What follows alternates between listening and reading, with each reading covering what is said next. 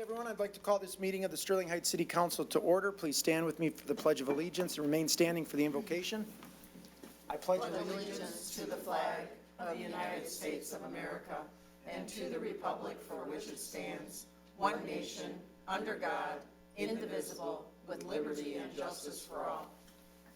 Dear God, please bless our elected officials, grant them courage and wisdom to do what is right for all citizens. Amen. Amen. Amen.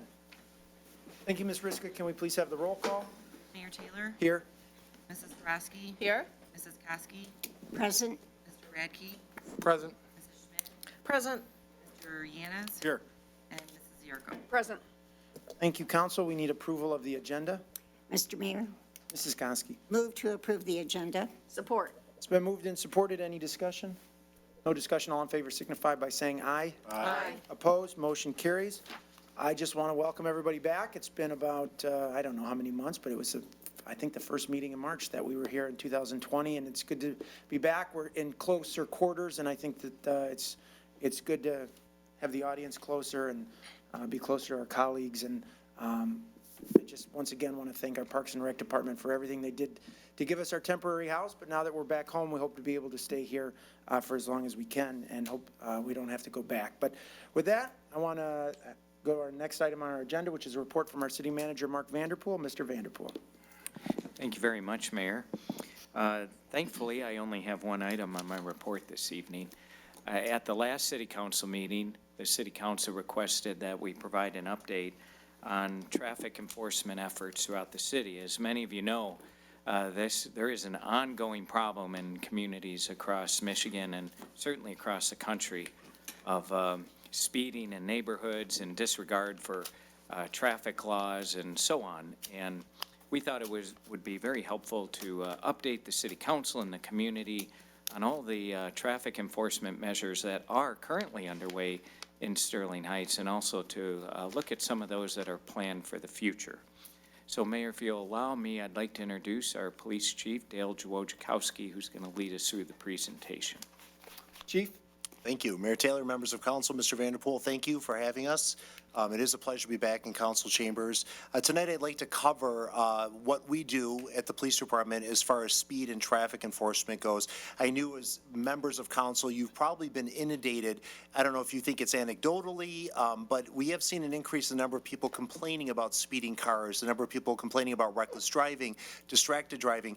That's probably not a figment of your imagination. We've seen that. We've seen bad driving behavior start, and we believe 2020 during COVID was the beginning of it, because there was less cars on the roadway, more open roadway, and we saw some bad behavior start. And now we need to change that behavior, and a lot of the changing of behavior is through enforcement activity and action. So tonight I'd like to cover what we do as a police department, how we take that complaint from that initial email or phone call, the tools that we use, and what steps we're going to be taking into the future to make our streets and our roadways safer for everybody in Sterling Heights. And with that, I'm going to turn over to our traffic lieutenant, Lieutenant David Allen. Council, thank you very much for having me tonight. I appreciate the opportunity to give you some kind of explanation as to how the City of Sterling Heights Police Department handles, as the chief said, traffic complaints that come in, and how we try and keep our community safe through traffic enforcement. Some of the ways that the chief had alluded to that we handle complaints are, of course, which I'm sure all of you are familiar with, the emails that come in from the citizens. Those either come in directly to you and are forwarded on down the line from the chief to me, or they come directly to the chief, or come directly into my email.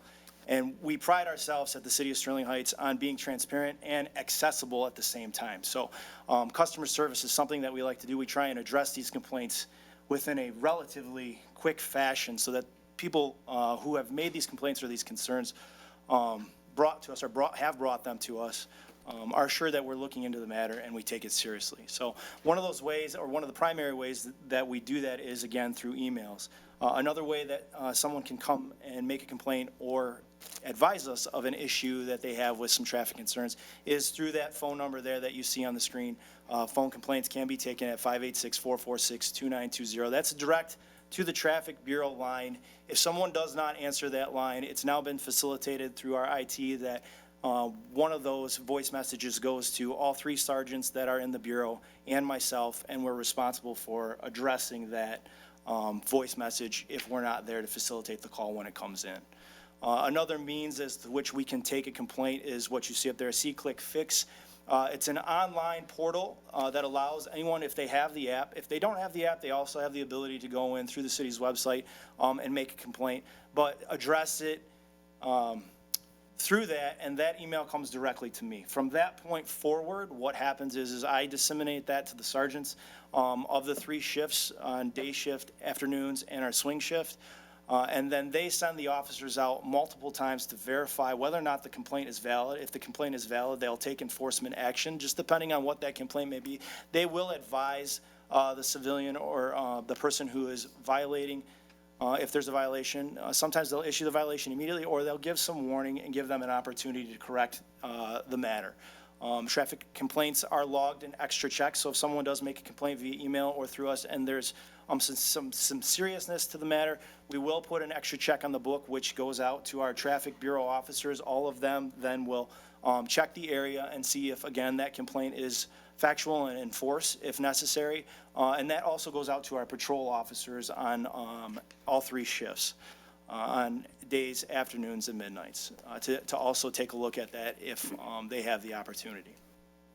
And then we have requests that are also taken, requests are also taken for our speed trailers and speed signs. I'll get a little bit more into that as the presentation goes through, but another way that we're increasing accessibility, the chief has designed or come up with the city with the option for creating a traffic complaint form. So this, again, besides the See-Click Fix that we had discussed earlier, this is another avenue in which anyone can, if they have a traffic concern, express that to the Traffic Bureau. And if you look down on that left-hand side at the bottom, the green ribbon, it says Traffic Complaint Form. You can click on that, and it will automatically take you or upload or prompt you to the next screen, which is the form which has been designated for you to make your complaint with our police department. So again, we're enhancing our accessibility so that you can bring an issue to us if there's an issue at hand that we need to address. And then it's pretty self-explanatory from there. You can see you just have to fill in the blanks, and they tell us the type of issue, speeding, reckless driving, traffic signal, the location, and details specifically if there are specific times. That's what we're looking for too, so that we can focus more of our efforts as to when it may happen. That again would be handled or addressed. It would go to myself and the 3 sergeants, and then it would be put into what we facilitate or what we have to facilitate these complaints.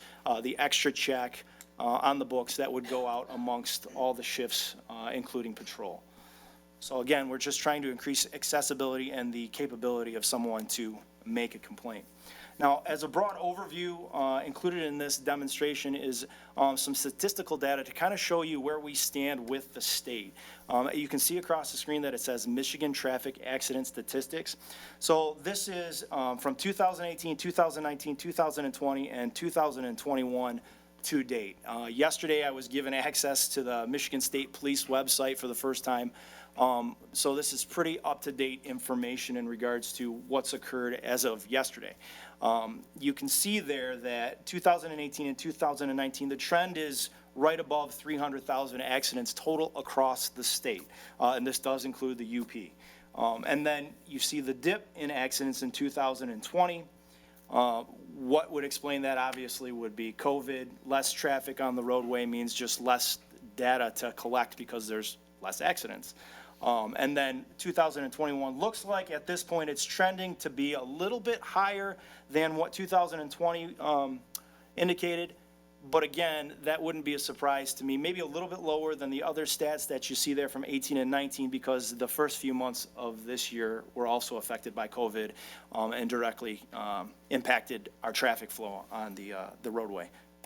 So now looking at that comparatively, you see Michigan traffic accident statistics again, but this is the serious injury accidents that occurred in relation to the amount of accidents that were had. So out of the just over 300,000 accidents in 2018 and 2019, you can see that in relation to that, we had just under 6,000 or right around the 6,000 mark with serious injury accidents in the state. And then you see in 2020, you have almost the same amount, and then the to-date statistics for 2021.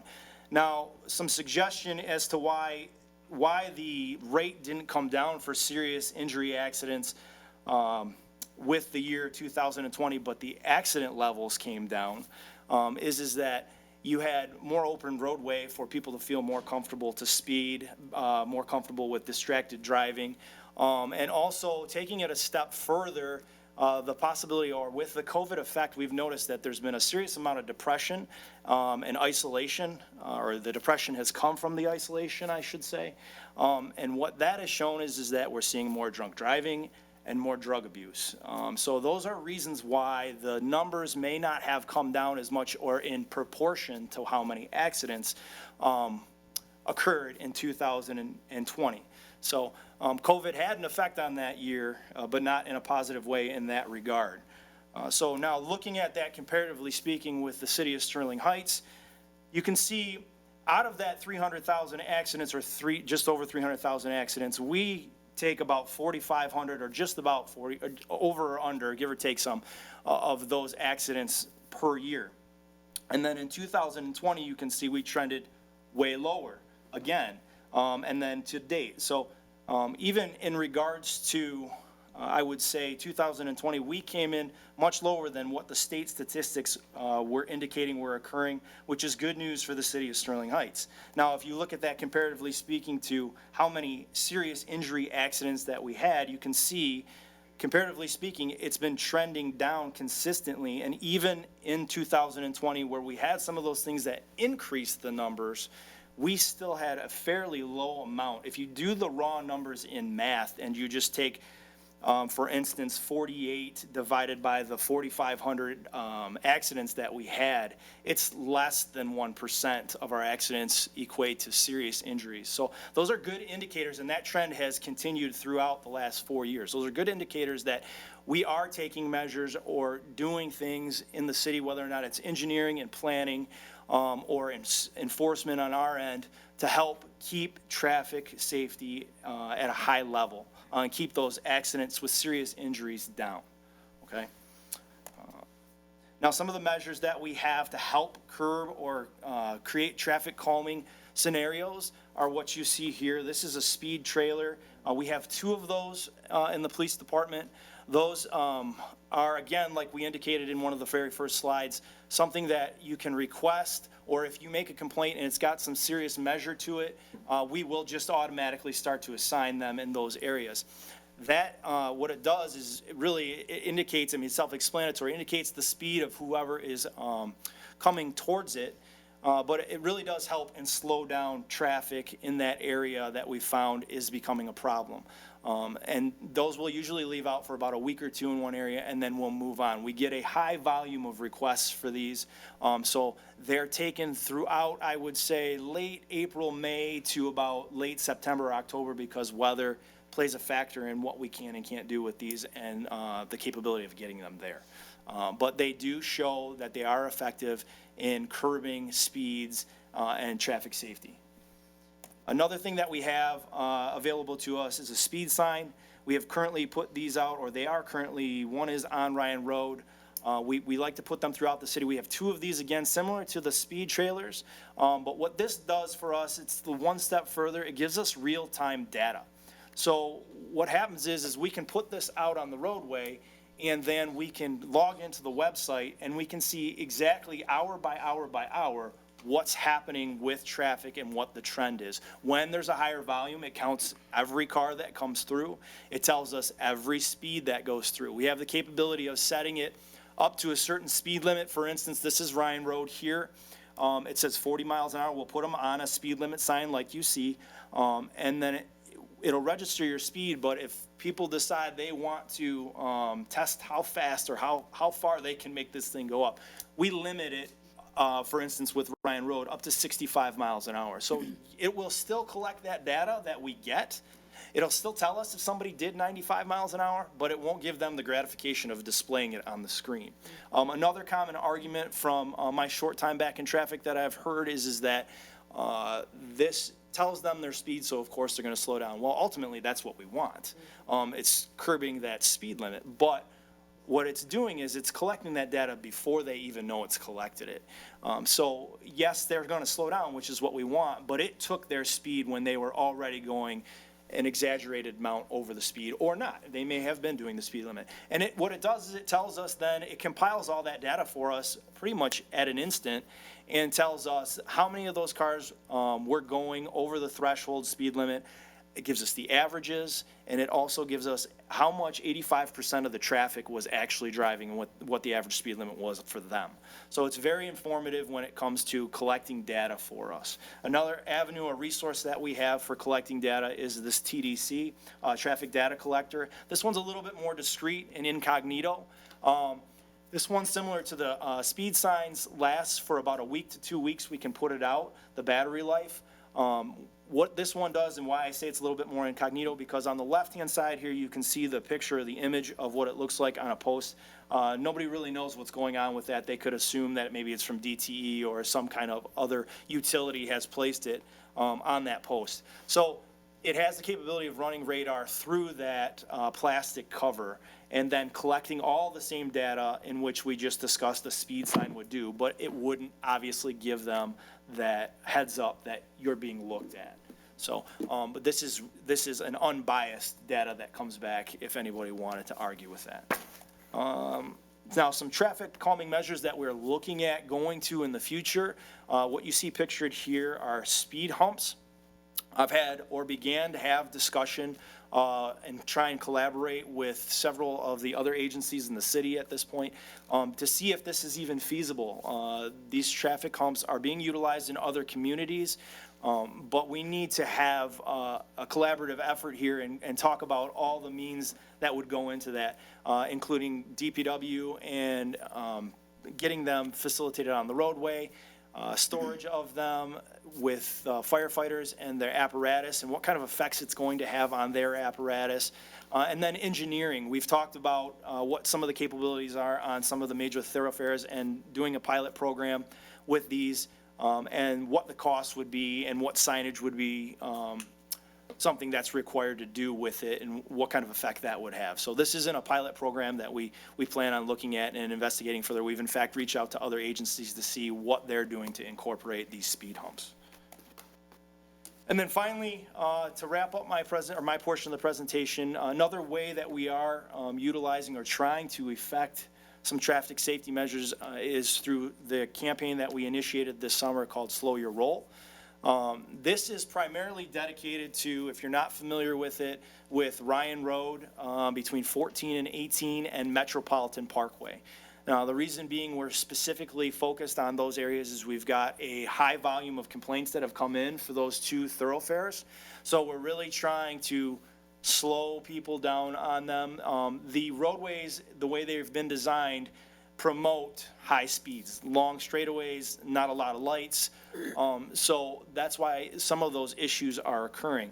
Now, a way to help or get those speeds to come down is to indicate to them through this program that we will be out and doing enforcement. So part of that enforcement has been a few details throughout the summer at this point. We intend to continue the details through August. We've gotten a tremendous amount of feedback from civilians, positive feedback through emails and phone calls saying they are so happy that we're doing this and they're seeing a difference already. And in that detail, what we try and do is we facilitate the 3 officers to the detail and 1 sergeant, and their only focus or only task is to go out there and observe for speeding, observe for reckless driving, red light complaints, any other moving or non-moving violations in those specific areas. They're not getting tasked out to other dispatched runs. That is all their main focus is. And again, we've received a ton of feedback in the positive direction about this program. And at this point, I would say as we go through the summer, maybe we need to step back and assess and see if this is something we continue or if this has helped resolve the problem for the time being. So, and some of the statistical data that's come back with this, we've had over 100 stops in the few short details that we've been able to facilitate. We've issued over 75 violations, and over half of those violations have been for speed. So, on that note, that concludes, and I'd like to turn it over to the chief. Thank you, Lieutenant Allen. Moving forward, our future traffic plans, again, monthly monitoring of current traffic enforcement from road officers and traffic officers. We had a big shift from 2020, in which we told officers, limit your contact, limit the number of arrests that have to come in because of COVID concerns. So we're now getting back to the point of what needs to be done in the city, and that includes monitoring the traffic enforcement that we're presently doing. Increasing special speed enforcement details, like we have the Slow Your Roll campaign, that is going to continue. It might not be Ryan and 16, but we're going to pick high-profile streets with many, many complaints, and we're going to put extra police officers out there. So that is going to absolutely continue. And then with the 7 new officers that City Council has approved of our hiring in early 2022, 5 of those 7 positions are going to be assigned as a special direct-to-patrol unit, and a portion of every single day is going to be spent in subdivisions. Like I told you at the last council meeting, we talked about our budget. They're going to be in subdivisions, highly visible, and if traffic's a problem, traffic's what they're going to deal with. And they're also going to be in our commercial areas and business areas, but they're going to be another asset, and we can't wait to get those guys on board. And we know the best deterrent is visibility, having cops in neighborhoods, cops on main roadways. When police are out, people slow down. We know that. So with that, I'd like to turn over our last point of the evening, and that is our transparency dashboard, a new feature we're going to be bringing to our website for our residents. And with that, I'm going to turn over to Captain Ken Pappas to describe exactly what that is. So to give you a little background on the transparency dashboard, the chief actually wanted this about 2 years ago. He met with the developer, Bo Chang. Bo has developed this in other cities. The chief seen the software. He knew he wanted it for our citizens. He's had a vision of why wouldn't we tell them everything we're doing? We're doing everything we want to do. We're doing everything they want to see. Unfortunately, the price at that time was very hefty. Fast forward 2 years, COVID, civil unrest, public scrutiny of the police departments. This was more on the chief's radar than ever. He wanted to get this program into our department. He met with some surrounding chiefs to see if he could get them on board, to see if we could go in as a group. He was successful in getting 4 other cities, Chesterfield, New Baltimore, Clinton Township, and the County Sheriff's Department. We've all pooled together. Then Bo was able to team up with our software provider, Tyler Technology, and come up with a discounted price for all of us to get into this development. So this took a lot of work on the chief's part of a vision he had years ago, actually. So to go into it, what the transparency dashboard is, there'll be a link on the city's website. And this website will give you to the portal of the transparency dashboard, where you'll be able to review our citations, our arrest, training, use of force, complaints, pursuits, calls of service. We'll also use this program internally to make some of our situations paperless, our occupational injuries, our citizens complaint forms, and our citizens complaint forms, use of force, and occupational injuries. Those 3 categories will now be paperless internally. The first one on the calls for service, our calls for services will be breaking down into 8 categories. We'll have traffic and crash related, disturbance suspicious, alarm alerts, criminal activity, directed patrols, citizens assist, crisis interventions, and public relation programs. And we'll also give our total calls for services, similar to Westland's. This is Westland's transparency dashboard. Ours isn't up and running yet. We are doing a soft open on Monday at 7 a.m. That's when our department will start using this. We hope to go live to the public in mid-September. The citizens complaint category. It'll tell the total citizens complaints. We'll also break down further by the grand total, the race, the gender, the age, and also our dispositions. There's 4 dispositions you can have on a complaint. It's sustained, not sustained, unfounded, or exonerated. We'll put down all 4 categories. This will be similar to Westland. They only have 3 categories, but we have a 4th category. And we're keeping, our dashboard will be universal with the other 4 cities that are joining in. We're all going to display the same thing, so it doesn't look like one city showing something that somebody else isn't. We're keeping it all universal. Our ticket totals. Ours will be similar to Westland, except we don't count parking tickets because that's not handled through the Tyler Technology. It'll be only written ordinances.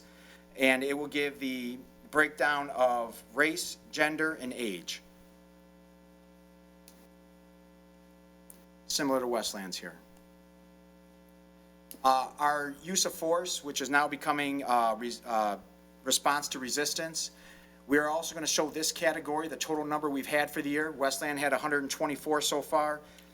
Our grand total won't be near Westland's, nor has it been in the past, however, but we'll break it down.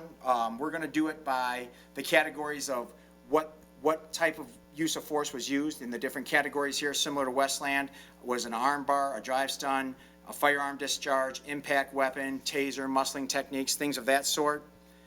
We'll also break it down by race and the reason for the use of force. What was going on when we arrived to make us use that force? I will say that one of the categories that aren't on here that Westland has is we're also going to put the number of arrests we have. We want to show it'll be by race, gender, and age as well, but we want to show the total number of arrests we have in comparison to how many times we've actually had to use force. In a common year, we make 4,000 arrests. We might have 40 use of forces out of that. That's a very slim number of what we encounter.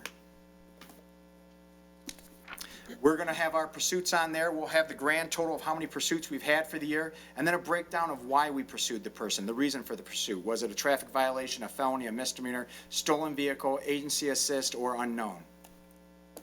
We'll also break down how the pursuit ended. The decision of the officer to the supervisor to terminate. Was there an arrest? Was there an auto accident?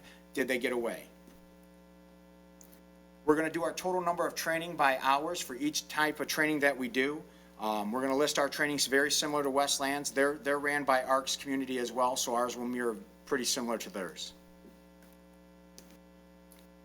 The great thing about ARC's is it's making everything paperless for us. And then another plus to this is if someone comes into the front desk and they make a complaint, we write it up, we put it in the department mail, it goes to that supervisor, it sits in their tray till that person gets there, they read it, they sign it, send it to the chief.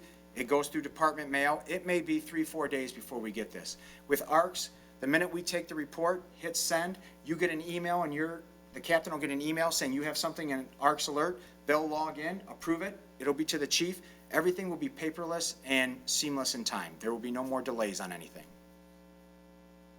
Anything else for this, chief? No, I think there's Is there one more set? Oh, I'm sorry. This is a sample of the use of force.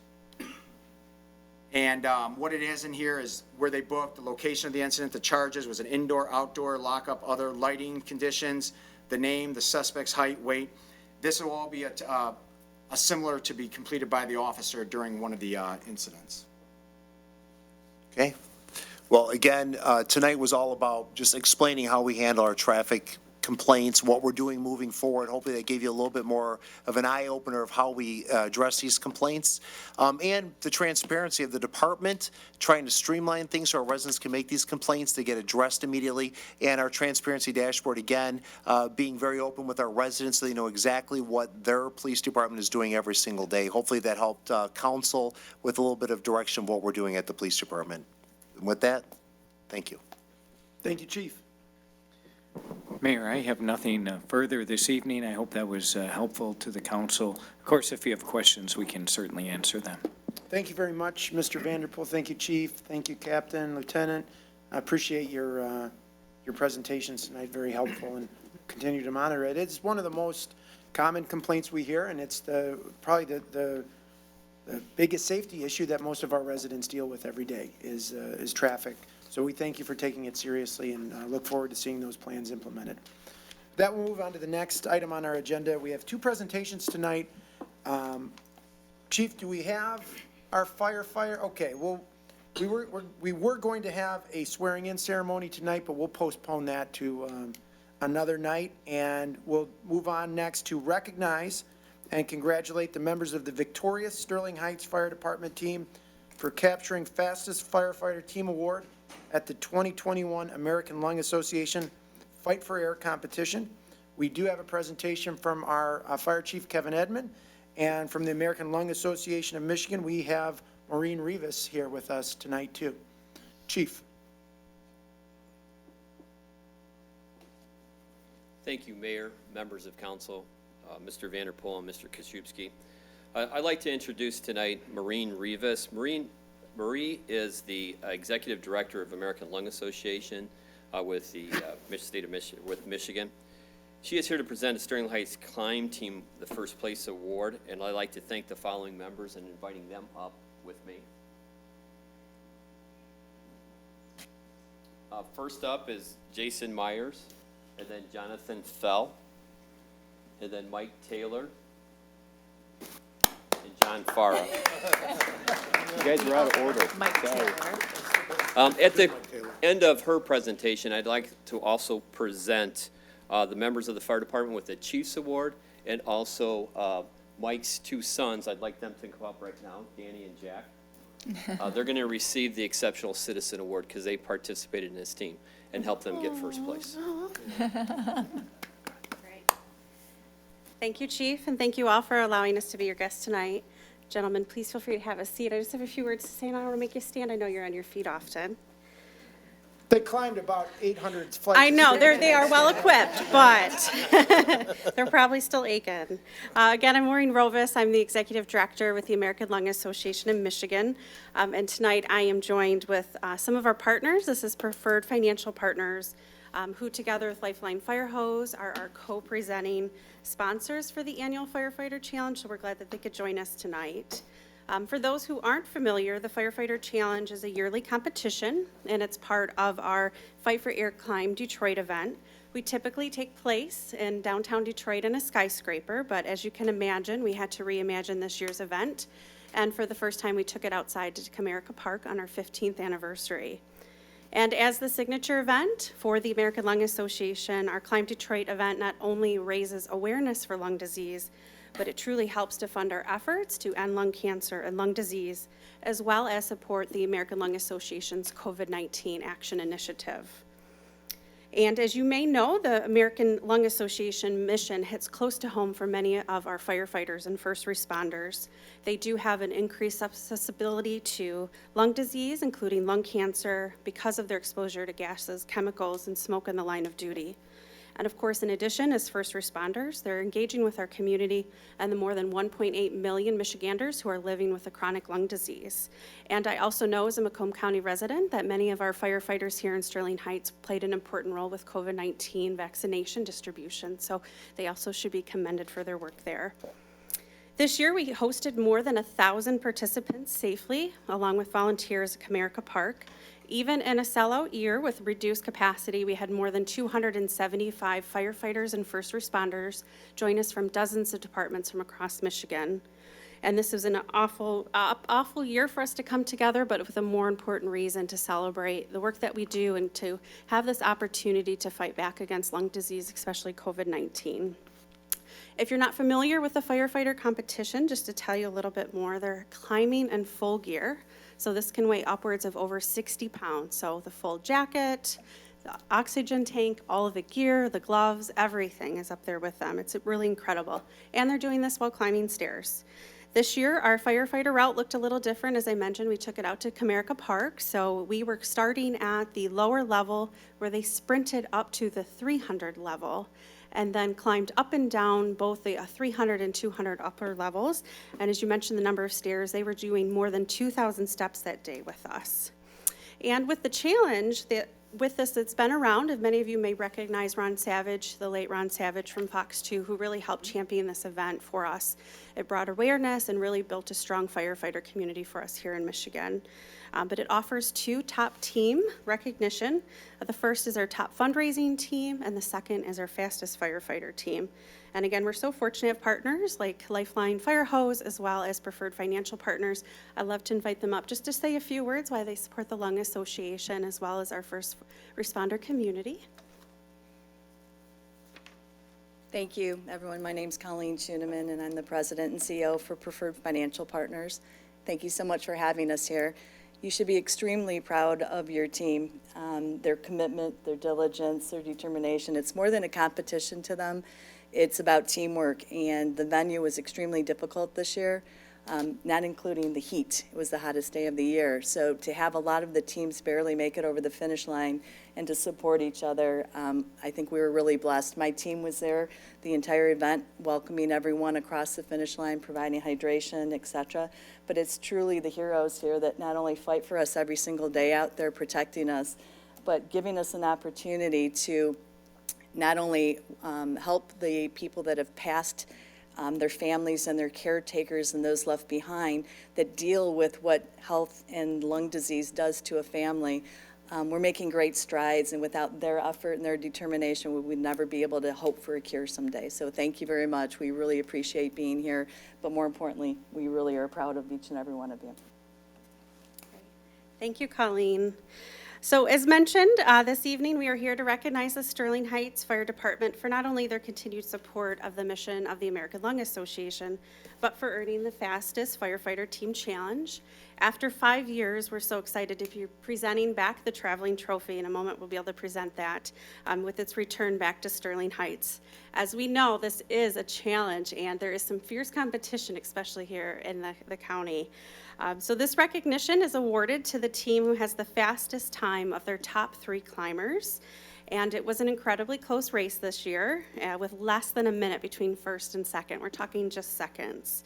And as Colleen mentioned, it was a record-breaking heat index back in May. And remember, they were climbing in full gear, and something crazy happened that afternoon where the breeze just left. So when we say it was a tough climb, it was probably the toughest I've ever seen out of the number of climbs I've attended across the nation.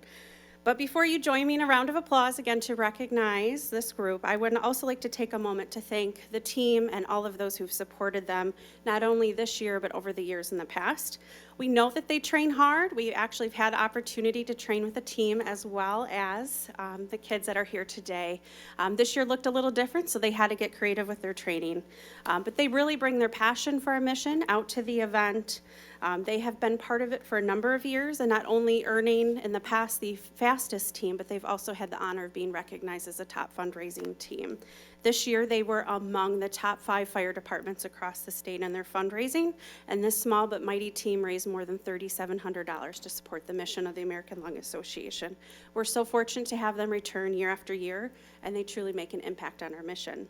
So I would love to invite them back up here with Chief as we can officially present them with the traveling trophy for the fastest firefighter team. If you guys would like to join me up here.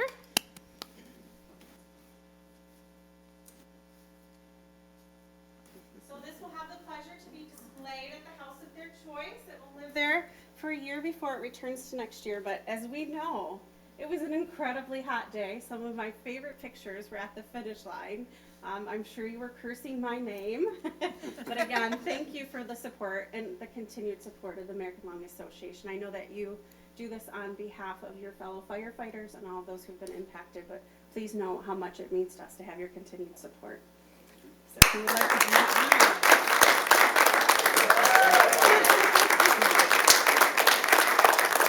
Wonderful. It is all yours. We'll take some pictures afterwards, but I know Chief has some additional awards, so we'll step aside so he can recognize the rest of the I group. couldn't be more proud of you guys and to lead this organization, and we're going to present you with some Chiefs Awards and acceptance awards for your 2 sons. And we'll start off with Chief Miller. Captain John Farah with Fire Chiefs Award. Lieutenant Medic Michael Taylor. And Lieutenant Medic Jason Myers. FEO Jonathan File. Danny Taylor.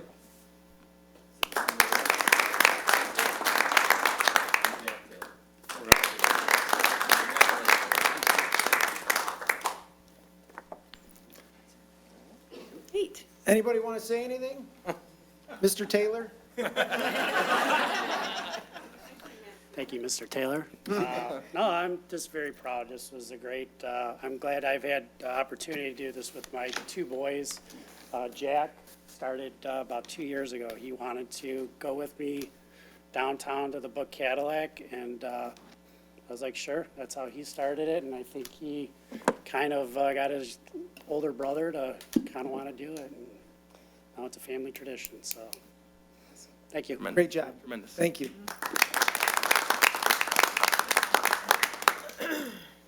Well, council, we do have a suggested action. Is there anyone who would like to make that motion? Mayor Taylor. Mrs. Sarowski. Thank you. Resolved to recognize and congratulate Captain John Farah, Lieutenant Jason Myers, Lieutenant Michael Taylor, Firefighter John File for capturing Fastest Firefighter Team Award at the 2021 American Lung Association Fight for Air competition. Support. Been moved and supported. Any discussion? Just one very brief thing. Thank you, Mayor Taylor. I have a nephew who was 27 years old and was diagnosed with a rare form of lung cancer and was given not a very great prognosis, and has subsequently beat it and now has 3 young boys and has been married for 10 years, well, and longer than that, 15 years. And so through a lot of the funds from the American Lung Association to help beat this. So I commend you guys for doing this. Thank you for raising funds. It has helped him in his fight, and this is just one small piece that has helped him, and I do thank you for that. And so breathing is everything, and we can't do anything without air. So thank you, and I appreciate your help. Thank you, Mrs. Sarowski. Anyone else? Mr. Radke? Thank you, Mr. Mayor. I just want to say this is a testament to the #1 fire department in the state that we have here in Sterling Heights. You guys go out there every day and protect our residents, and bringing home this award shows us just how much training you do and how well you train to protect our residents. So thank you so much for your work. It's an honor to have you here. Well, Mr. Mayor. Mrs. Zarko? Hey, thank you, Mayor Taylor. First of all, Lieutenant Taylor, we often talk about a farm system in some of our departments. How do we get people, young people, to be interested in being a firefighter or a police officer? And the fact that you started your own farm system by bringing your sons along, I think should be commended, and I hope they share that interest in firefighting. And maybe someday we'll be swearing you in here as firefighters in the city of Sterling Heights. So, thank you. Mr. Yanez? Thank you, Mr. Mayor.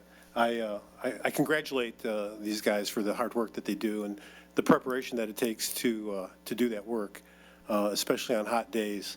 I preferred the air conditioning when I was in the fire service, but I know how much hard work goes into it. But I also want to point out that the real hero in this room is Maureen Taylor, who's sitting in the back row, who has to corral those 3 Taylor boys, and it's a full-time job, so she deserves congratulations as well. Thank you, Mr. Yanez. Anyone else? Mrs. Koski? Thank you, Mr. Mayor. I also am very, very proud of you. You firefighters are absolutely amazing. I have trouble just climbing stairs, and I can't imagine carrying 60 pounds with me and trying to make it up those stairs. So thank you very much for what you do and for the fundraising that you do for the Lung Association. As Liz said, what we need to breathe. That is life. And so I am so proud of you. Congratulations. Thank you, Mrs. Koski. Mrs. Schmidt? Thank you, Mayor Taylor. I'd like to echo the sentiments of my colleagues. We couldn't be more proud of you 4 gentlemen, you 6 gentlemen, and, what you endured at Comerica Park that day in the heat and all your gear is to be commended and praised, and we thank you for everything that you do. We know that you guys train day in and day out to keep us all safe and to be there when we need you, and we truly appreciate that. So this is another feather in your cap of a job well done. Thank you.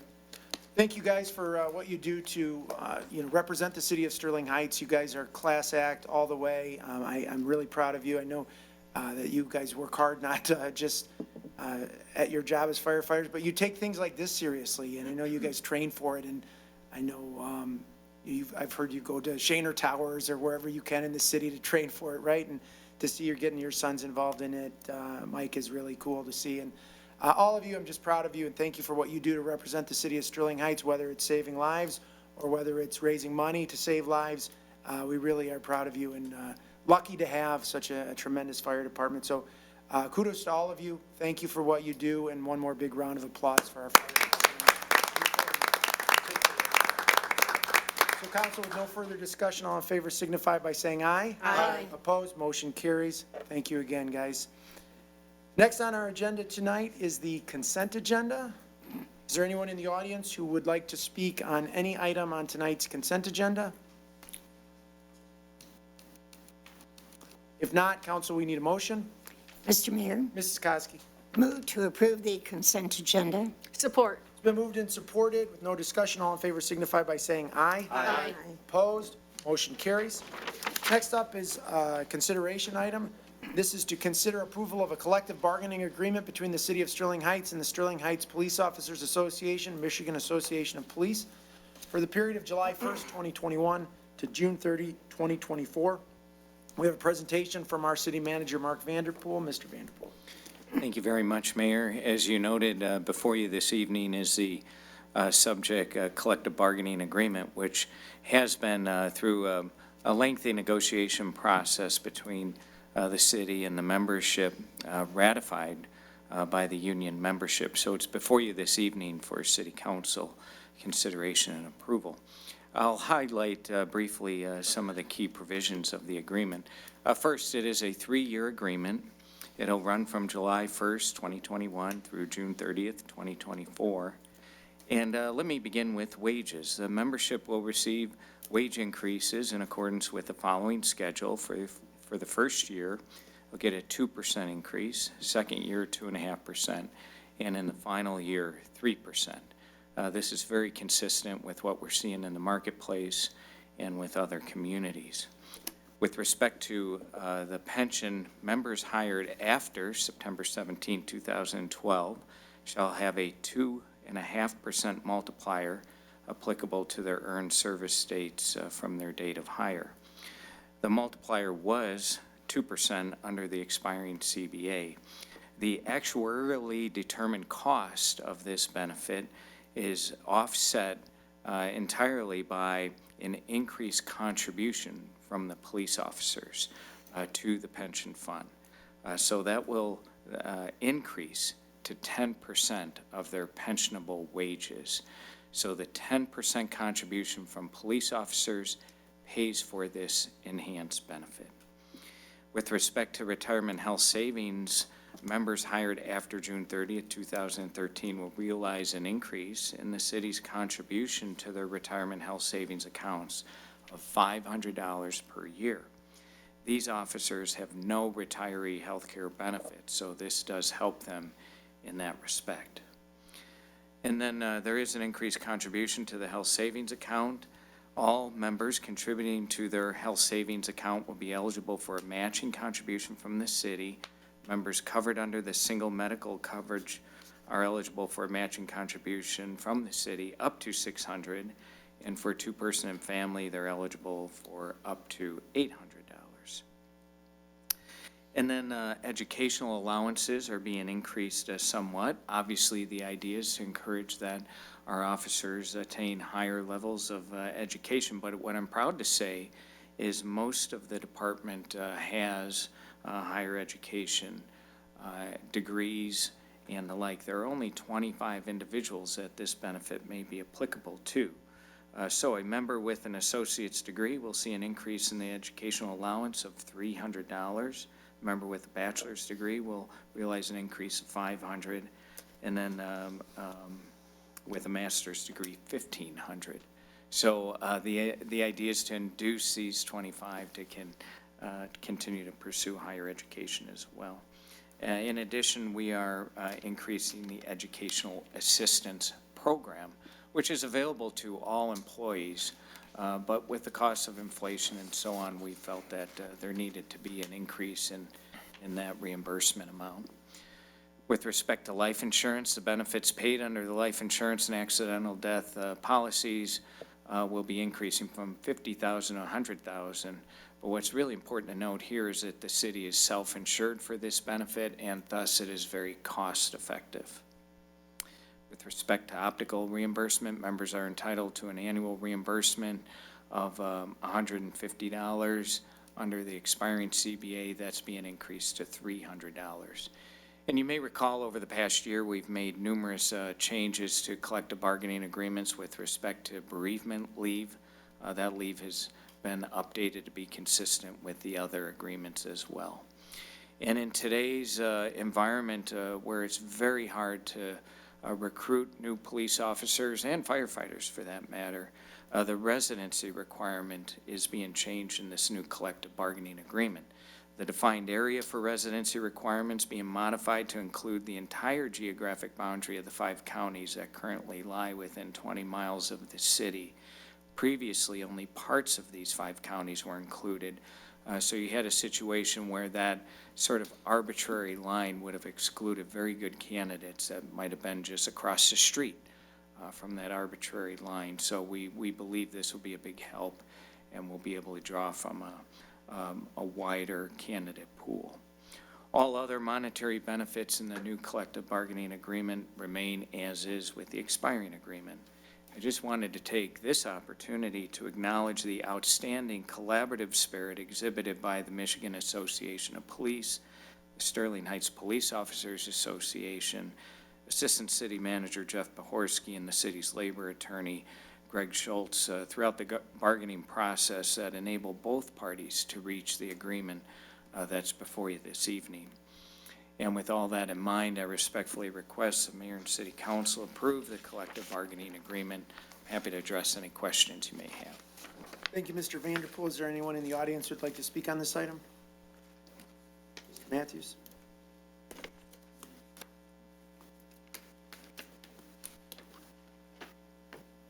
Good evening, Mayor, Council. I'm happy to see that the association came to an agreement with the city. As a teacher, I frequently deal with these sorts of issues, not exactly the same, but similar, and it can be very not amenable sometimes between the sides, so it's good to see that it was.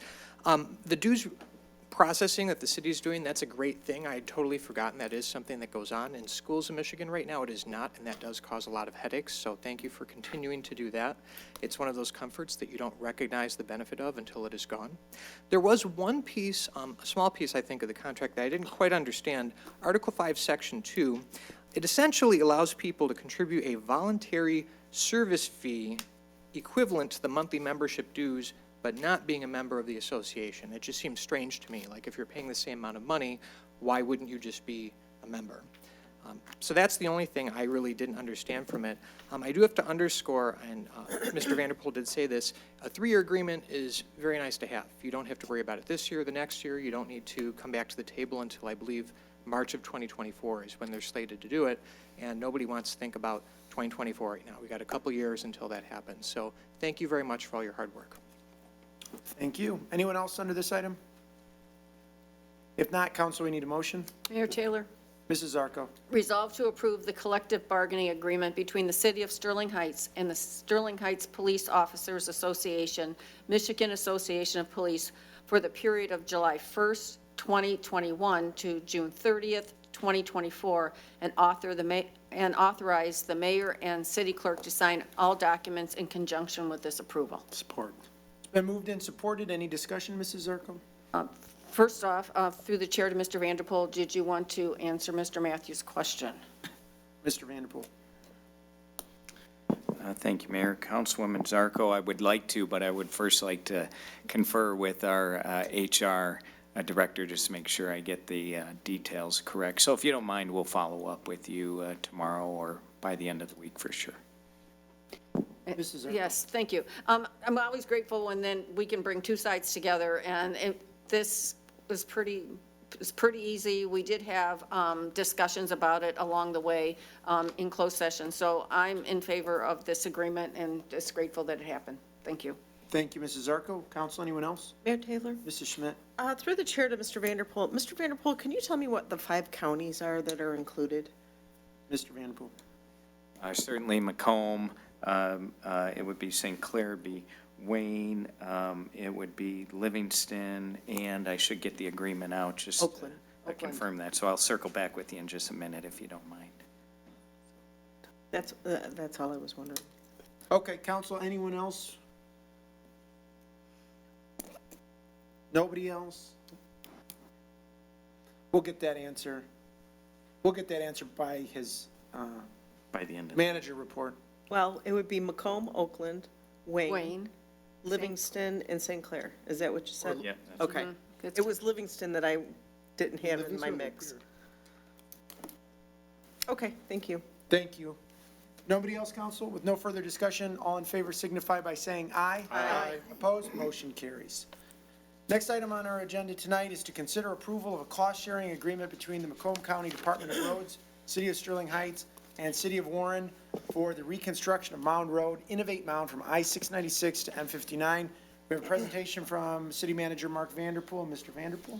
Mayor, actually, if you don't mind, I'd like to turn this over to our city engineer, Brent Bayshaw, who has spent a lot of time working with the county, coming up with the information that's going to be presented to the city council this evening. So I'd like to introduce Brent Bayshaw, our city engineer. Mr. Bayshaw. Okay. Thank you, Mr. Vanderpool. Good evening, Mayor Taylor, members of council, Mr. Koszybski. Give me 1 second here. I just need to pull up the presentation.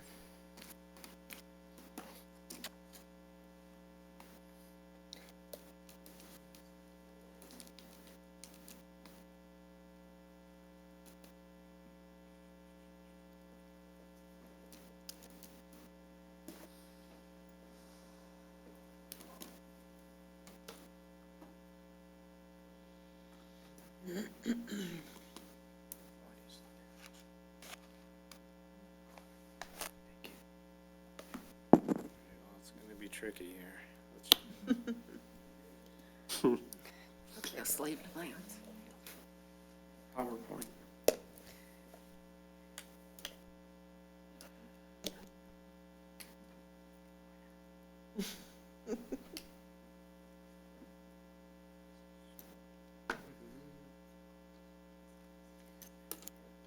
Well, I apologize. I may just have to go through this method, but you should be able to see it still.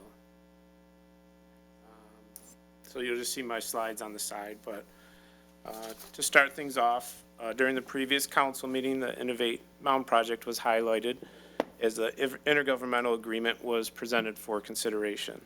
And many of the project details were presented, and the conversation turned to the non-motorized plant. Although the continuous path was included on the west side of the roadway, there was concern about the sidewalk plan for the east side of the roadway.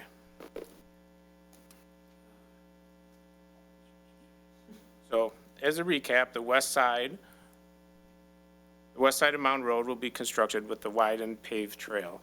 The trail will be located in the green belt and span the entire roadway from M59 to I-696. And in Sterling Heights, this equates to 6 miles of paved trail that will fill in 1.9 miles of sidewalk gap that we had on the west side previously. The west side of Mound Road was chosen for the trail location due to it being heavily developed as residential on that side, with commercial developments as well, and many points of origination or destination for pedestrians or trail users. So the plan presented for the east side of Mound Road contained the construction of 1.1 miles of sidewalk at strategic locations. There are currently 2 miles of sidewalk on the east side of Mound Road. Therefore, previously presented, the project would have left 2.9 miles of sidewalk gap on the east side. Upon request and after numerous meetings and discussions over last month, the Macomb County Department of Roads created a plan to fill in all the sidewalk gaps between 14 Mile Road and 18 Mile Road. A commitment letter was recently submitted by Macomb County as a means to address the city's concern and install additional sidewalk on the east side of Mound Road. The plan includes the installation of an additional 11,100 feet of sidewalk, or 2.1 miles.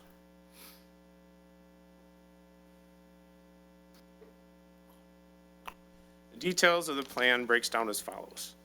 So the county will design the sidewalk. Among many design parameters, this involves heavily working with DTE to ensure the proposed pole relocations are located properly to allow for the sidewalk construction in a safe clear zone.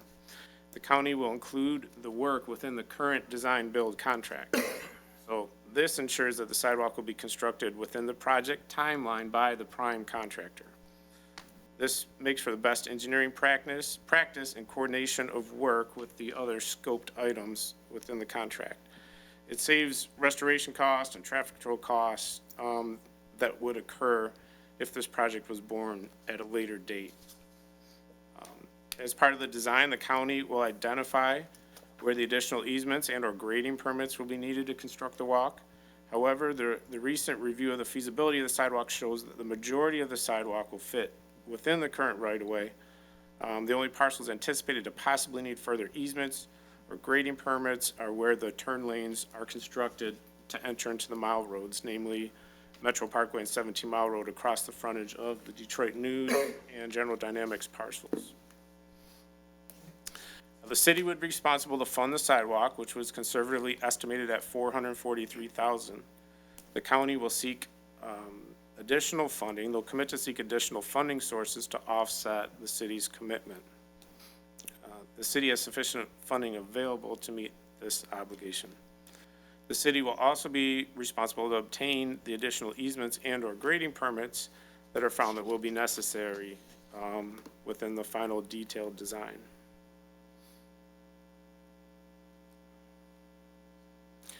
So the proposed sidewalk, the proposed work as mentioned, would create a continuous walk on the east side of Mound Road between 14 Mile Road and 18 Mile Road. It would increase the amount of sidewalk on the east side to be constructed from within the project from 1.1 miles to 3.2 miles. There's currently continuous sidewalk on the east side of Mound Road between 19 Mile Road and M59. Therefore, the only sidewalk gap that would remain after completion of this project would be 0.8 miles between 18 Mile Road and 19 Mile Road.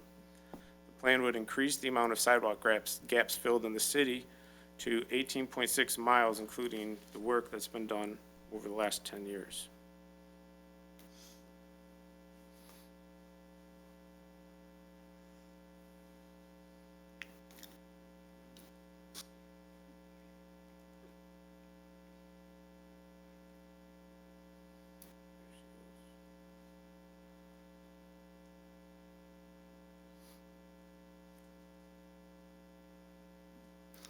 Although constructing the sidewalk on the east side of Mound Road between 18 Mile Road and 19 Mile Road is not feasible at this time, Macomb County has offered to aid in exploring for opportunities to fund this section of sidewalk in the future. And a few notes on this section of sidewalk. It is the least prioritized section along Mound Road for a few reasons. There are a few points of origination or destination along the stretch. The east side is zoned industrial, while the frontage on the west side is zoned office, and it's predominantly developed as such. There's a large residential properties, large amount of residential properties, I should say, behind the frontage of Mound Road, behind the office zoning. And the proposed sidewalk network will provide a continuous walk for residential users to cross the industrial corridor at both 18 Mile Road and 19 Mile Road. And the 18 Mile Road sidewalk gaps were completed last year as a city initiative, as you all remember. The 18 Mile Road and 19 Mile Road sidewalk gap completions were prioritized over the 18.5 Mile Road, and therefore there's currently no sidewalk on 18.5 Mile Road. Lastly, this section of sidewalk is the most expensive due to the bridge over the Plumbrook Drain and the geometry of the 18.5 Mile Road connector. Therefore, this section of sidewalk would have the lowest benefit cost ratio.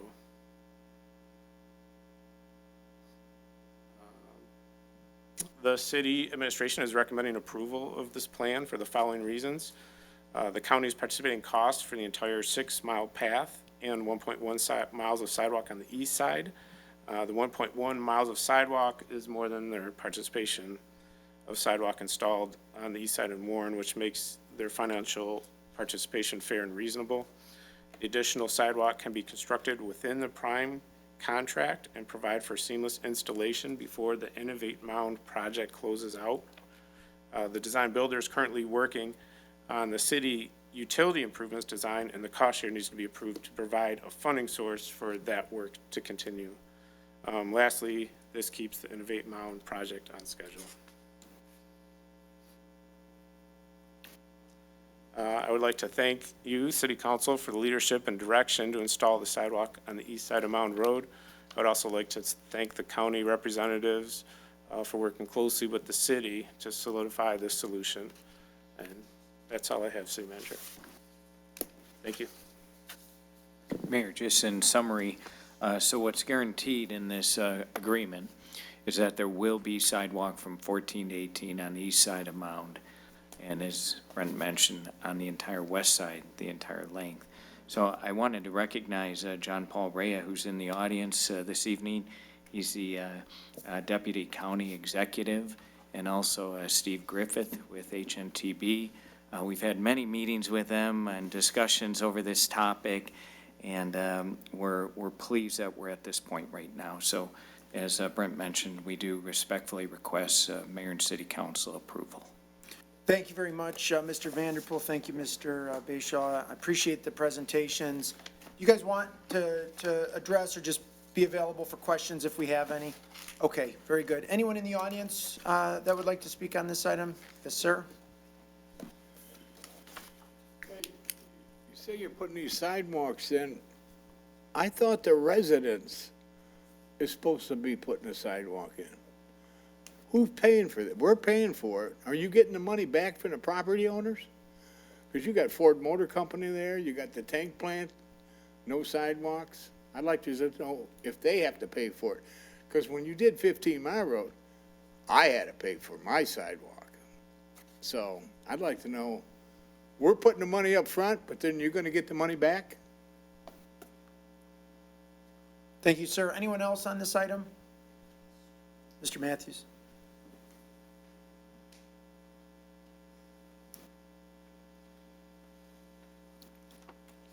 Good evening again. I appreciate more sidewalks seems to be under completion under this agreement that's being proposed than it did last time. I have some questions about the timeline of the nature of these agreements, though. My first is, was completion of the sidewalks on the east side of Mound part of this project as of October 31st, 2020? The reason I ask this is because there is a grant term sheet from the U.S. Department of Transportation on page 263 of tonight's packet, signed by John Paul Rea the prior year on June 6th. And there's a table on page 266 with 4 milestones. The first is a preliminary engineering and design completion date of that date, October 31st, 2020. On the same day, another milestone of the environmental review completion, October 31st, 2020. The following day's milestone is project bid solicited and funds allocated. That's November 1st of that year. And then May 1st of this year, 2021, is the final milestone, the start of construction. Now, I ask this because if the road completion was not part of the package by that time, or the sidewalk completion was not part of the package by that time, it would seem that some sort of review or oversight would occur after the preliminary proposal. However, my second question is, were the changes made sometime after that point? And if they were, I'm curious when they were made and to whom was communicated about this, because on March 8th, 2021, the cost-sharing agreement for the locals was drafted, and I imagine at some point after that, because Mr. Vanderpool is listed as one of the signatories at the end, that you probably received it sometime during that month. So if the change happened between October 31st and then March 8th, I can sort of understand, it was a preliminary estimate, then things changed, once you have the document in front of you before you sign it to share costs. This brings me to my third question. I just want to make sure I understand things. Macomb County, as I understand it, is the project sponsor, as the term sheet is listing them as right now. And if the project sponsor does not meet a milestone after 6 months after the dates listed above, the U.S. Department of Transportation may terminate the award or take actions under Section 13. So it was mentioned by the city engineer to keep the project on schedule, depending on when the fund allocations or the preliminary design may or may not have happened. I'm wondering if it is on schedule at this point, or if the U.S. Department of Transportation could summarily dismiss it. For example, if we have not allocated funds, by now, that's more than 6 months after the date of November 1st, they could just cancel it. I am curious if my understanding is correct that Macomb County is currently the sponsor of the project without direct financial commitment for Sterling Heights. My understanding is that is the case at the moment, though that would be changed tonight with the cost-sharing agreement. The reason I ask this isn't because I'm opposed to getting more of the sidewalks done now. I think, all in all, it's probably a decent deal overall. But what irks me is this is sort of akin to like going to a restaurant, ordering a dinner special that says you're going to get an entree, a potato, and a salad. Then you go to pick it up, and you get the entree and the potato, but no salad. And you're like, well, I paid for these 3 things. And they're like, yeah, but you're only getting 2. That would bother me unless they said, well, there's some miscommunication before you go and order it and pick it up. So that's kind of why I'm asking these questions. I'm curious when in the process this change occurred, who is notified, and if it is fair and reasonable as the claim was made tonight. Thank you. Thank you, Mr. Matthews. Anyone else on this item? Yes, sir? Hi, Benjamin Orjada.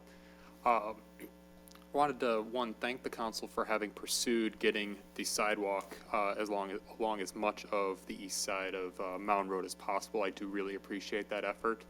I'm curious if there was any consideration with pulling money from the Greenery Fund that had been put forward towards further funding this sidewalk effort. I know that had been tossed around at the prior city council meeting, and I wanted to know whether that is on the table still. Thank you. All right, thank you very much. Anyone else? Council, remind me, Mr. Koszybski, we still have a motion on the floor, right? Correct. We're postponed. So we can bring this back up. We don't need another motion. And it was Mrs. Zarko that made the motion. So I'll offer the floor first to Ms. Zarko. Okay. First, thank you. I think let's see, John Paul and Steve become like part of our fan club now because 3 meetings. You want to come back again, it's always good to see you. I'm grateful in some respects that you have listened to us, okay? And we do have the backup information that was presented tonight. My only thing is I don't see a signature. I mean, who is signing off on this is probably what I'm asking. I see some, and I want to make sure that whatever is agreed upon, that whoever follows up with it later on, make sure that it happens. I think is if I'm protecting the residents, I want to see that it comes to fruition, that this isn't something we talked about and then later on there's excuses why it wasn't done. So, Mr. Bayshaw, can you tell me how confident you are in, on this agreement without a signature? Mr. Bayshaw. Yeah, I mean, we've had these discussions over the last month, and it's a commitment. They've put in some design considerations already. They put in some time and effort to get to this point and create the plan and find a way to include this within the design, within the parameters of the design build contract. So, yes, I think we have a commitment letter from them. You said there's no signature on it. I'm sure they could provide that, but I'm confident that they will come through with what they state in their commitment letter. Well, I'm just thinking, it's just that what recourse do we have if they don't follow up on this? That would be my next question. What recourse do we have? Can somebody answer my question? To anyone who wants to answer. Sure. Thank you, Mayor. And Councilman Zarko, thank you very much. Also, I would invite the county or HNTB to comment, but we do have the letter that Brent highlighted in his presentation. I'm happy to distribute that to City Council, and it basically articulates the high points that Brent presented this evening. So that gives us the level of comfort we need. In addition, this is all on the record. This will be preserved with the record forevermore. In addition, as Brent just mentioned, the design work has already commenced, essentially. So this is being designed as the project continues on now. I think it'd probably be best if you heard from JP to validate that. Verbal commitment. Mr. Rea. Thank you, Mr. Mayor, members of council. Appreciate the opportunity to be here and visit with the city again this evening. Also want to thank Mr. Vanderpool and Mr. Bayshaw for their efforts. Yes, this is a commitment from the Macomb County Department of Roads, along with our owner's rep, HNTB, to integrate the priorities laid out this evening and discussed over the past 3 meetings with the Sterling Heights City Council to integrate the interconnected sidewalk from 14 Mile Road to 18 Mile Road. Beyond that, too, we are also going to explore opportunities between 18 to 19 Mile Road with the complexities that we have crossing the Plumbrook Drain with the hydrology and necessary permits needed through Eagle, and then also the complexities with the 18.5 Mile Road crossing. well aware of the priorities on this, and we are very much going to integrate this into the scope of the project. The other thing, as we discussed in previous meetings, we're going to hunt down every single penny that we can find to support this initiative. Currently, right now, as we discussed last time, $22 million is sought to be injected into this through some federal appropriations that'll be coming down the pipeline, and we have additional requests not only on the Senate side, but also are examining the elements of the jobs and infrastructure plan that's going to be brought down. Also, with our friends at HNTB, we've opened up some conversations with our MPO, SEMCOG, and looking at that from not only a transportation as alternative perspective, but also additional pedestrian funding that we get through that organization too. This is a commitment. This is why I'm here this evening, and this is an illustration that collectively we can ensure that priorities are not only achieved, but integrated to the collective projects that we aspire to bring to the community. But I hope you understand my concern. And so you're saying that this letter actually came from the Macomb County Department of Roads and HNTB Michigan Inc. I mean, so this is the commitment that we're getting from them. That is a joint correspondence. It's a joint correspondence. Okay. My other concern is, and we listed it tonight, or somebody talked about it tonight, that, in our presentation to the federal government to begin with, this sidewalk was there. We said we were going to do this, we were going to do that. And the funds that we were granted were on what we said we were going to do. I don't want them, we just said that those funds could be revoked. I don't want something like and I don't mean this in a light-hearted way, but I don't mean it to be a sidewalk that's, 4 miles long to draw millions away from this project. So that's my other concern. So I want to believe you tonight that this is going to happen. I'm going to tell you that a lot of times I don't have faith in something without a signature. I appreciate the skepticism. I do. I mean, I'm sorry, but it's so in other words, the department and HNTB would be on the hook for this if it doesn't happen. So to respond to your first question with regards to the parameters of not only the award of the grant funding from the DOT under the infra parameters, with the help of HNTB and also with the guidance of the Department of Roads, the Michigan Department of Transportation, and Macomb County Corporation Council, we have followed every single structured guidance under design build parameters to ensure the highest regard for all of those standards throughout every single step in the process, from a compliance standpoint, from an engineering standpoint, from a scoping and planning standpoint too. The elements that we are presenting to council tonight has been discussed with not only the city administration, also our representatives in HNTB and our own internal team at Department of Roads, ensure that it does not in any way, shape, or form harm that funding and alter the course of the project. Okay. And the reason why I say that is I'm going to let my other colleagues ask their questions, but if we're not comfortable with this, I think that I have to withdraw my motion is what, and I think we all need to be comfortable with that tonight. So if we can let everyone speak, I'd, be happy. That's why I'm here And, this and evening. they, right, and they can ask their questions. Appreciate that. Thank you, Ms. Zarko. Anyone else, council? Anyone? Well, I'll say my piece. I'll tell you what,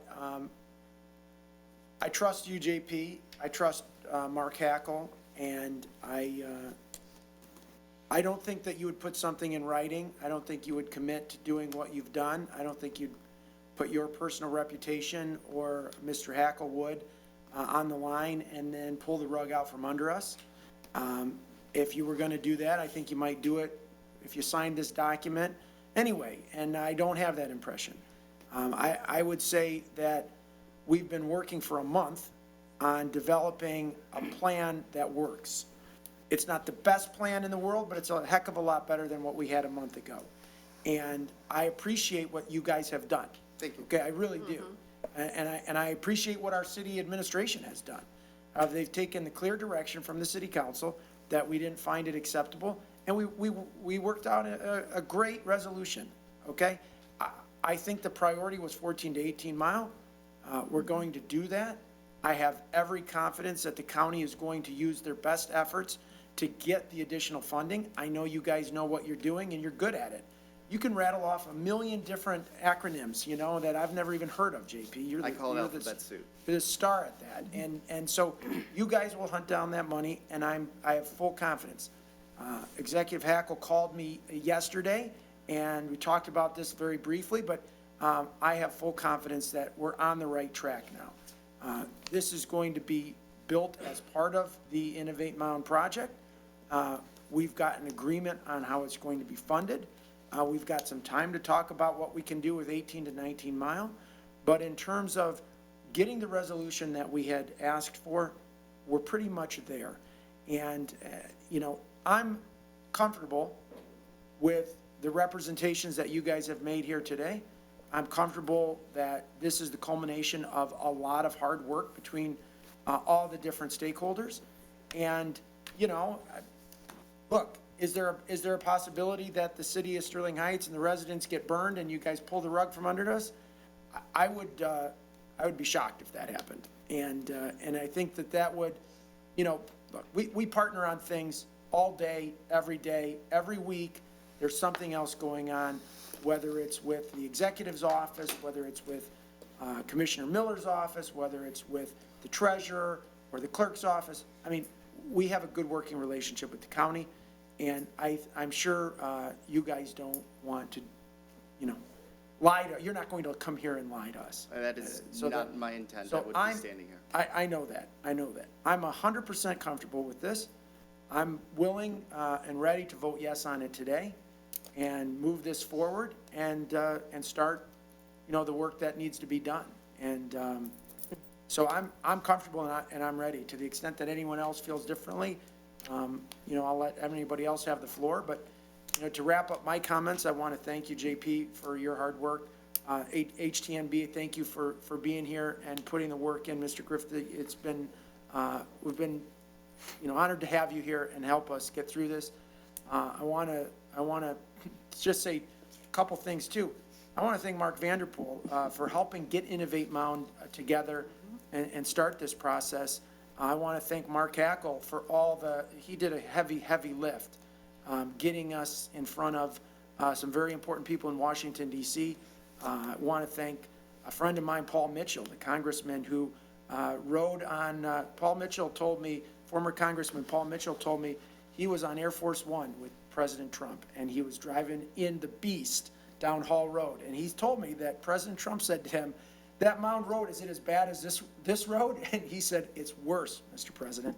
And so that kind of access is really invaluable. I texted Paul one day and I said, "Paul, we really need you on this." That same day, he sent me a picture of himself talking with Transportation Secretary about the putting in a good word for this project. Congressman Levin, both of our United States senators were tremendously great to work with, met with us in Washington, D.C. Mayor Fouts in the city of Warren was a tremendous partner in this. It was an incredible team effort to get this done, and I'm excited that, in my opinion, we're at the finish line here. So let's get this done. Let's get this road built, and thank you guys for everything you did. Council? Mr. Mayor? Mr. Yanis. Through the chair to Mr. Vanderpool. Mr. Vanderpool, where is the $443,000 coming from? Mr. Vanderpool. Thank you, Mayor. Councilman Yanis, I expected that question. I'm glad you asked it. As you well know, we are getting $18.6 million in American Rescue Program relief funding. And we're going through a process right now to allocate that funding. And we've tentatively allocated some money to sidewalk gaps throughout the city. In fact, $1 million has been allocated to sidewalk gaps. Clearly, based on the discussion over the last month, there's not a higher priority than Mound Road, filling the gaps on the east side.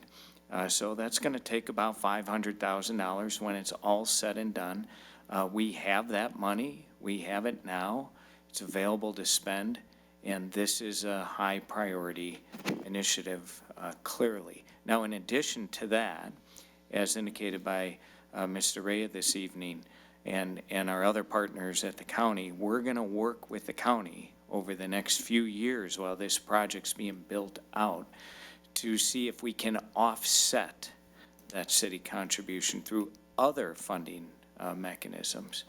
So just to conclude, we have the funding as we speak, and we're going to make every effort we can to offset that funding so we don't have to spend it all and we can continue to use it in other gap areas across the city. So just to be clear, if we don't find any resources to offset that, is this going to be taking money away from any neighborhood sidewalks that need to be fixed?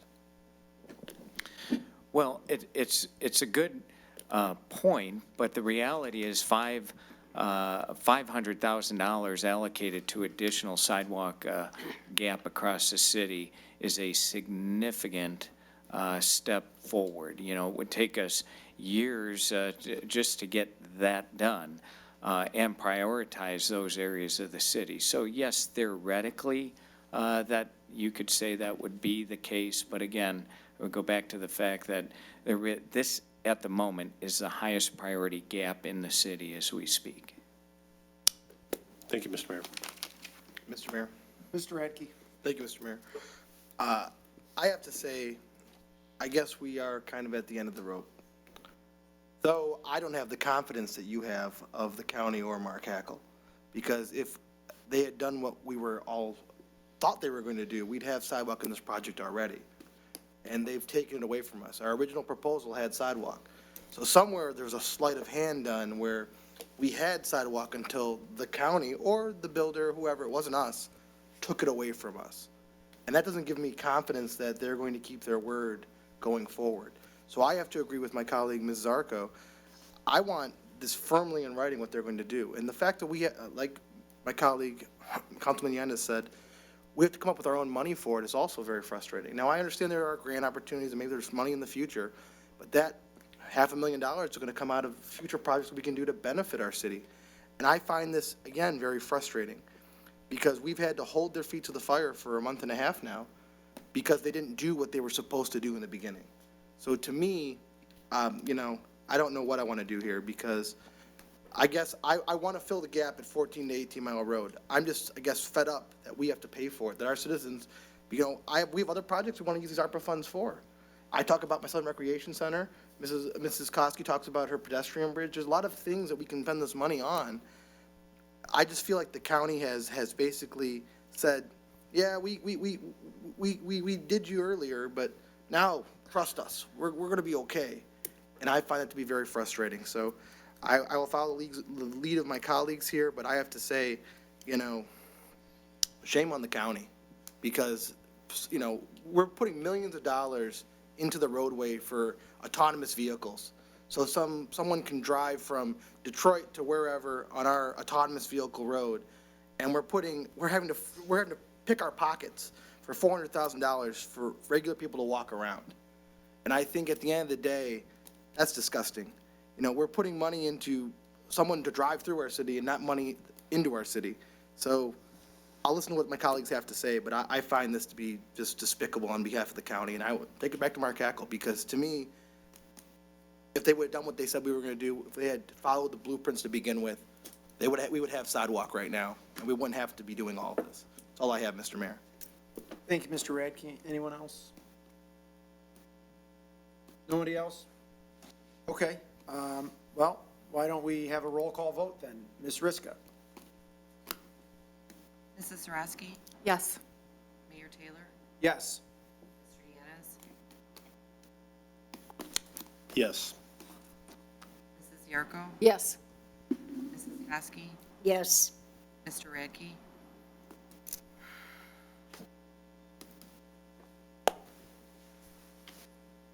Yes. Mrs. Schmidt? Yes. Okay, motion carries 7-0. Thank you, Mr. Rea, for your presentation tonight. Appreciate your help, and on we go. Thank you, Mr. Mayor. Thank you. Appreciate the time as always. I'm Yes. sure that Mr. Rea is going to give us all his cell number before he leaves tonight, so we'll be able I'll to give it to you. contact you. And The mayor knows it, and 24/7, 365, anything you need. Okay, thank you. All right, the next item on our agenda tonight is to consider appointments to the City of Sterling Heights Ethnic Community Committee. Is there anyone in the audience who would like to speak on this item? If not, okay, we have two appointments to the Ethnic Community Committee, and these are, the packet says that these are city council appointments, but these are actually mayoral appointments.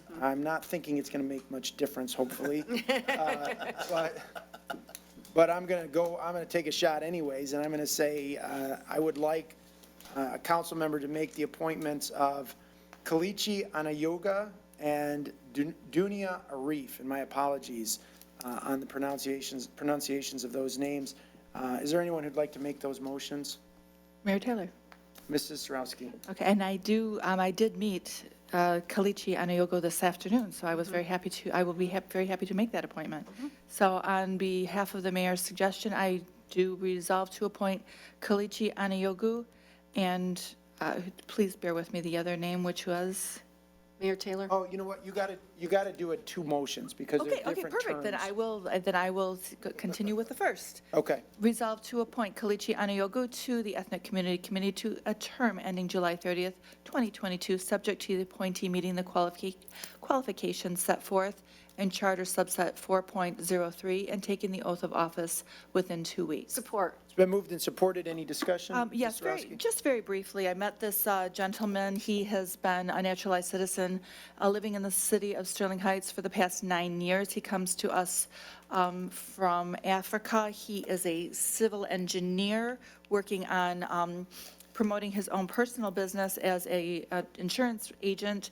Very nice gentleman, and brings with us just a really nice, a different approach, very well-spoken, very soft-spoken, and I really think he can bring some very interesting dynamic to our city. So I think he'd be very good addition to that board. Thank you, Ms. Sarowski. Anyone else? Mrs. Zarko. I have to agree with Mrs. Sarowski. I've seen him on Thursday nights at Music in the Park. He's starting to take more active part in the city and in our events. So I think it's just one more way that he can become, involved. So I agree. Council, anyone else? With no further discussion, all in favor signify by saying aye. Aye. Opposed? Motion carries. We do have another opening, and my recommendation is for the other individual, Dunia Arif. Is there anyone who'd like to make that appointment? Mr. Mayor. Mr. Yanez. Resolve to appoint Dunia Arif to the Ethnic Community Committee to a term ending June 30th, 2023, subject to the appointee meeting the qualifications set forth in the Charter 4.03 and taking the oath of office within 2 weeks. Support. Been moved and supported. Any discussion? No discussion. No discussion. All in favor signify by saying aye. Aye. Opposed? Motion carries. That concludes that portion of our agenda tonight. We'll move on to communications from citizens. Is there anyone who'd like to speak on any item not on tonight's agenda? Mr. Nelson. Just like to speak for a moment on what happened yesterday. Okay, we had a primary election, and that election was held, everything was clean, it was done, the election came off very well. I want to congratulate the 12 people on City Council that are moving forward, and I also want to congratulate the 3 that didn't make it. They took part in the process. And I also would like to congratulate you, Mayor Taylor, and I will be the other one going forward into the November election. But I just think the whole process went off really good yesterday. I hope that we have a lot more voters coming out to the polls in November. One other question that I have is, Mr. Vanderpool, I asked you last meeting about the house that miraculously ended up in the 18-mile road right-of-way. Did you ever find anything out on that? Okay, thank you. Thank you very much, Mr. Nelson, and congratulations to you too, sir. I hope there are more voters that come out, but if the exact same number come out, I'd be fine with that. We do have an answer. We'll give you that during his report. Anyone else under communications? Mr. Manny? Well, I'll get you first, sir, and then you can come up, sir. Okay, I asked questions last week too, the last meeting. But the taxes, what's the miscellaneous? Didn't come back with me. Bought the $25 admission fee, didn't come back with me. The only thing you did good was the water. You shut it off. But there were 7 people there doing that, walking around. Oh my God, what's going on, you know? Well, who paid for that water? Is that under his permit to drain the pipes or what? And just now, you had us come up and talk about the sidewalks, but you don't give us an answer. This is supposed to be communications. Talk to us. I don't understand it. And the speed? Oh, yeah, I like them new signs and all that, but now they're on 15 Mile Road. They're on Ryan, but now they're on 15. Now, how do I, what do I do? Call them? Okay, they're drag racing. I don't know what's going on, but they're flying down 15. So, and the sidewalk, who is paying for that? Don't the residents pay for their own sidewalk? Come on, somebody's got to give here. You don't answer our questions. Take it easy. Okay, if you got a comment, come on up, ma'am.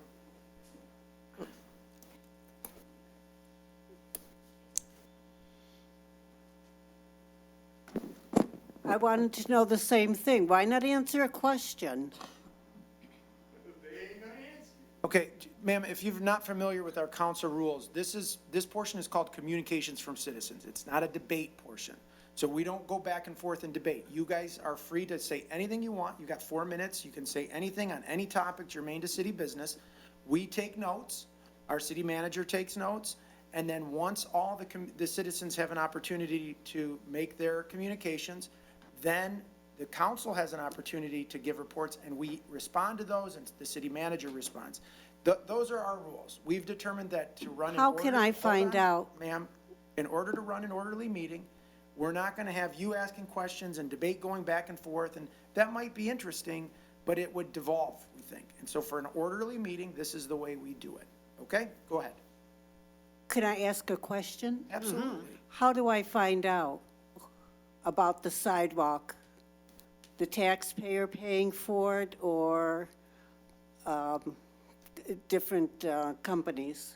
Okay, we'll respond to you tonight, and if you want, you can give your contact information to the city clerk there. You can give her your phone number or your email address, and then if you don't find that our answer is satisfactory, then we will have somebody, from Mr. Vanderpool's office, reach out to you to provide you with an answer. So is that how it's done? Just always ask, right, give her the information that I want followed up on? If you don't believe that we've given you a good enough answer, we will follow up with you if you give us your contact information.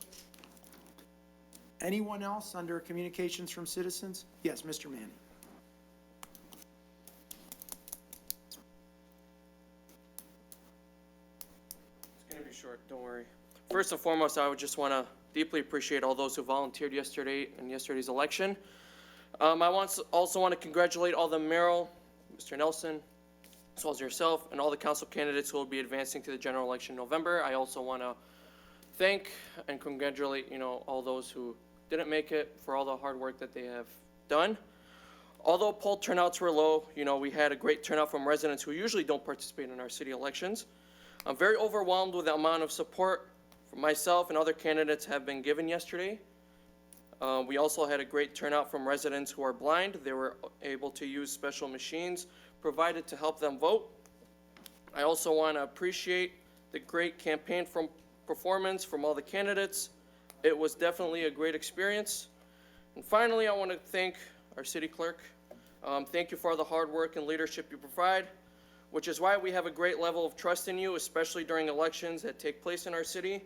So once again, I want to say thank you and for the wonderful work that you continue to do. God bless you for that. And that's all I have, Mr. Mayor. Thank you. Thank you, Mr. Manning. Anyone else under communications from citizens? Mr. Matthews?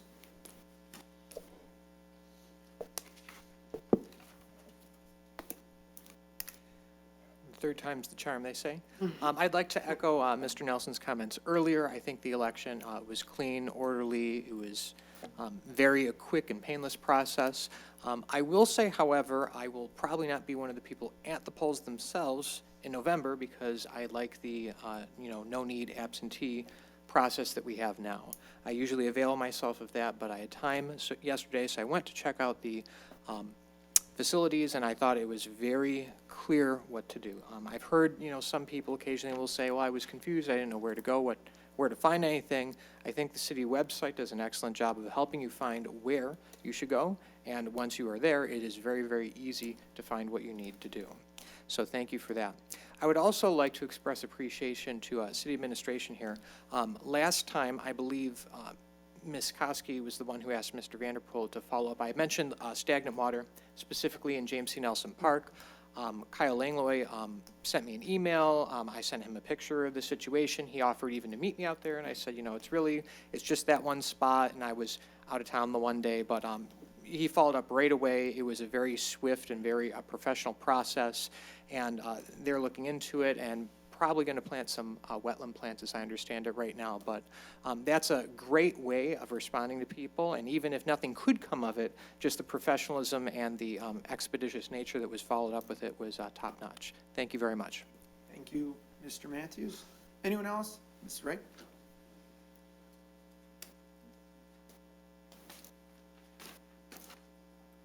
Hello, Brandy Wright. I guess I want to echo what Mr. Matthews said. We actually went to the polls this time because I wasn't working them, and Melanie and everybody over there did a great job again. Also want to congratulate all of you for going through to the next round. And additionally, I also received an email from Kyle after I just talked last time about the pool, and he very quickly got back to me and let me know what was going on. So anyone who doesn't think that they can get their questions answered, please just, give everybody here some time to get through and talk to you, call you, or email you, and it'll get done. Thank you. Thank you. Mr. Ochada? Hi. I forgot to leave my contact information with them last meeting, but I'm hoping to get information with regards to the development of the Maple Lane Golf Course and find out whether that's still going to be happening or not, and I will get that to them now. Thank you very much. Anyone else under communications from citizens? Okay, I will close that portion and go on to reports from city administration. Mr. Vanderpool, let me give you a couple. The house on Saul Road. I think you updated me a few days ago. Can you provide that to Mr. Nelson and the public? Sure can. Thank you, Mayor. Regarding the house on Saul Road, there is a house that was recently constructed in what used to be the right-of-way that would be 18-mile road conceivably going through. As you know, that is county right-of-way, and the county is not exercising its right to continue to hold that property, if you will, as an easement. Thus, they are allowing lots as they come open on the market to be purchased and homes constructed on it. Mayor, you're correct. I did comment on that. I believe it was at the last meeting. Perhaps Mr. Nelson missed it. I'm not sure. But let me move on, unless you had another one you wanted me to respond. Can you, so the sidewalks, let me Yes. let me see if I can frame it, because I think, so there are sidewalk gaps throughout the city, of course. We've got a lot of neighborhood streets. Most neighborhoods have sidewalks in the neighborhoods. Some neighborhoods don't have sidewalks, and it's not like there's a gap, they just don't have sidewalks. But in terms of neighborhoods that have sidewalks, I've walked probably all of them, as we all have. Many people in the audience have. I can't think of any areas in the city, any neighborhoods where there's gaps in the neighborhoods, right? There are a couple, but not big. So there's not many. Now, when your sidewalk that's already there needs to be repaired, the resident pays for that, right? The question, the way it was framed, I think, from the residents is, why is it that when those sidewalks have to be repaired, the resident pays for them, but we're just gonna pay to put these new sidewalks in? And then if you heard the questions differently, of course, answer, but that's the way I was thinking about it. Okay, thank you, Mayor. Let me try to shed some light on this. First of all, with respect to sidewalk gaps, the theory behind residents or homeowners having to pay, and in some cases businesses, for the sidewalk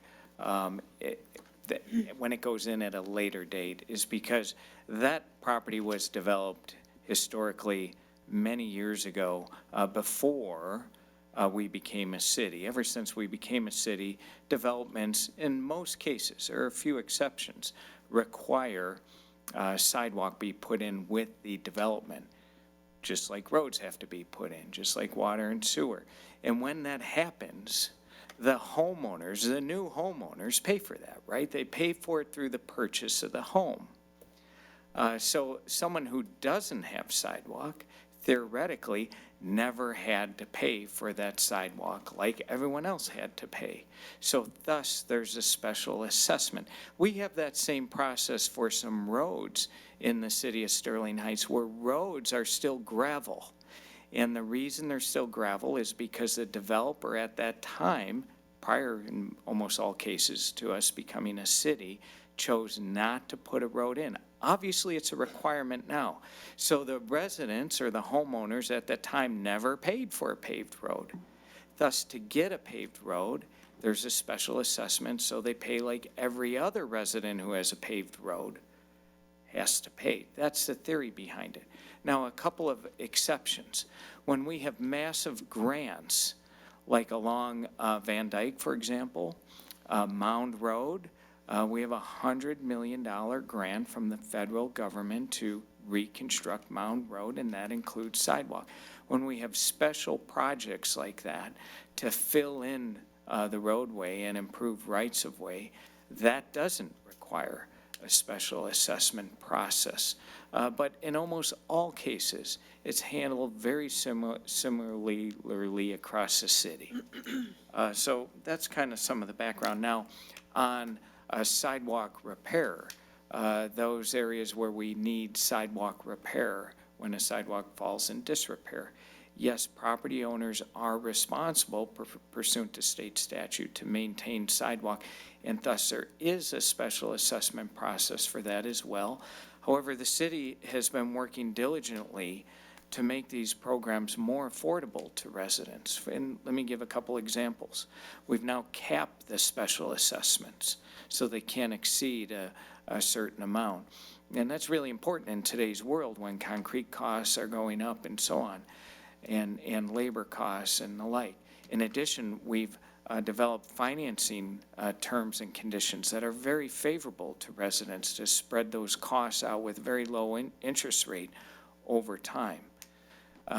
Improved rights-of-way, roads, sidewalk, especially sidewalk, does improve the value of a home. It's an investment in a property.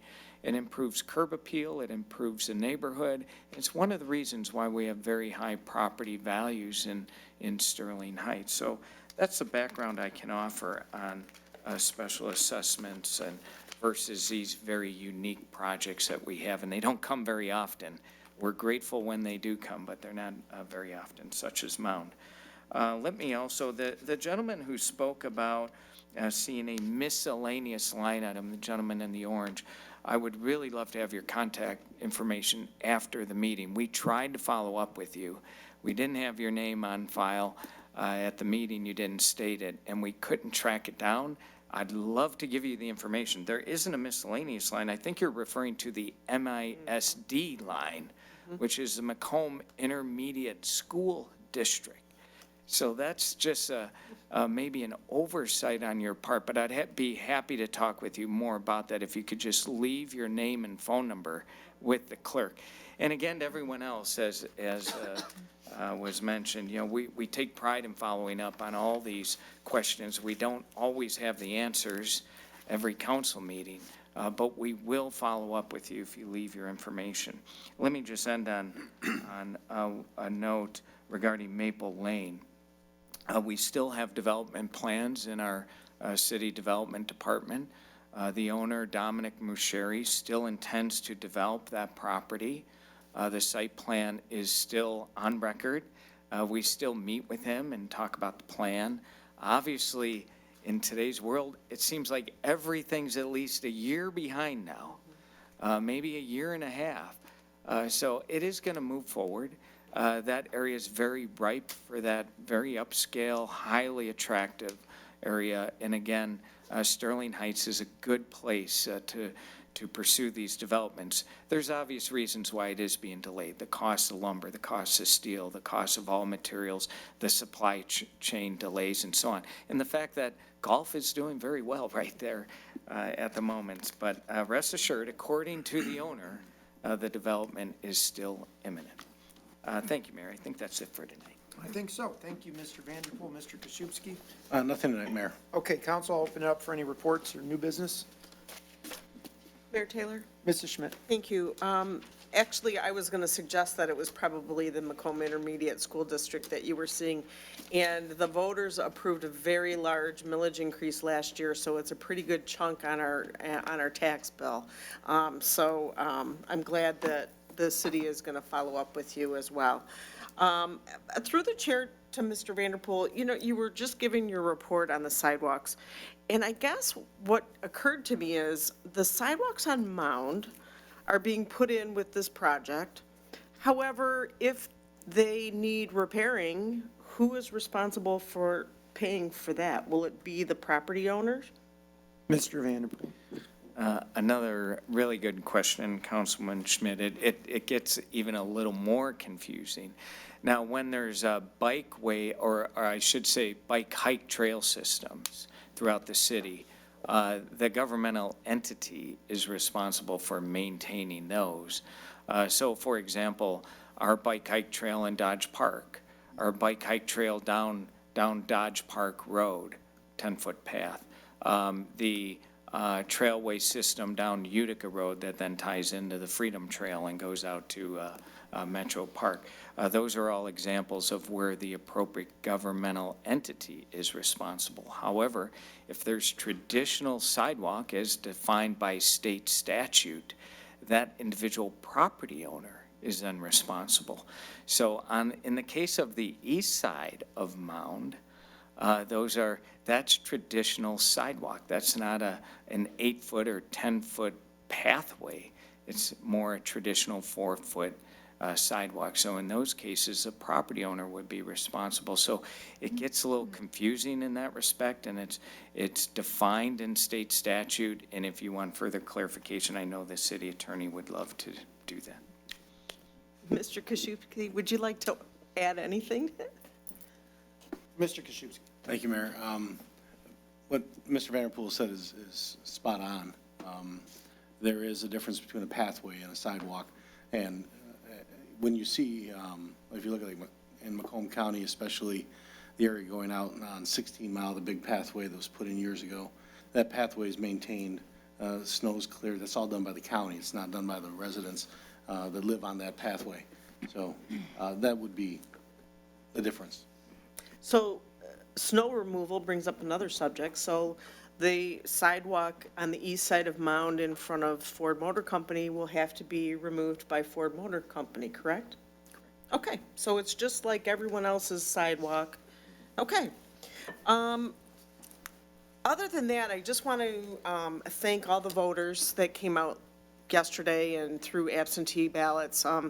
It was a successful day. I thank all the voters for their support over the years. I'm humbled, and I congratulate everyone that made it through.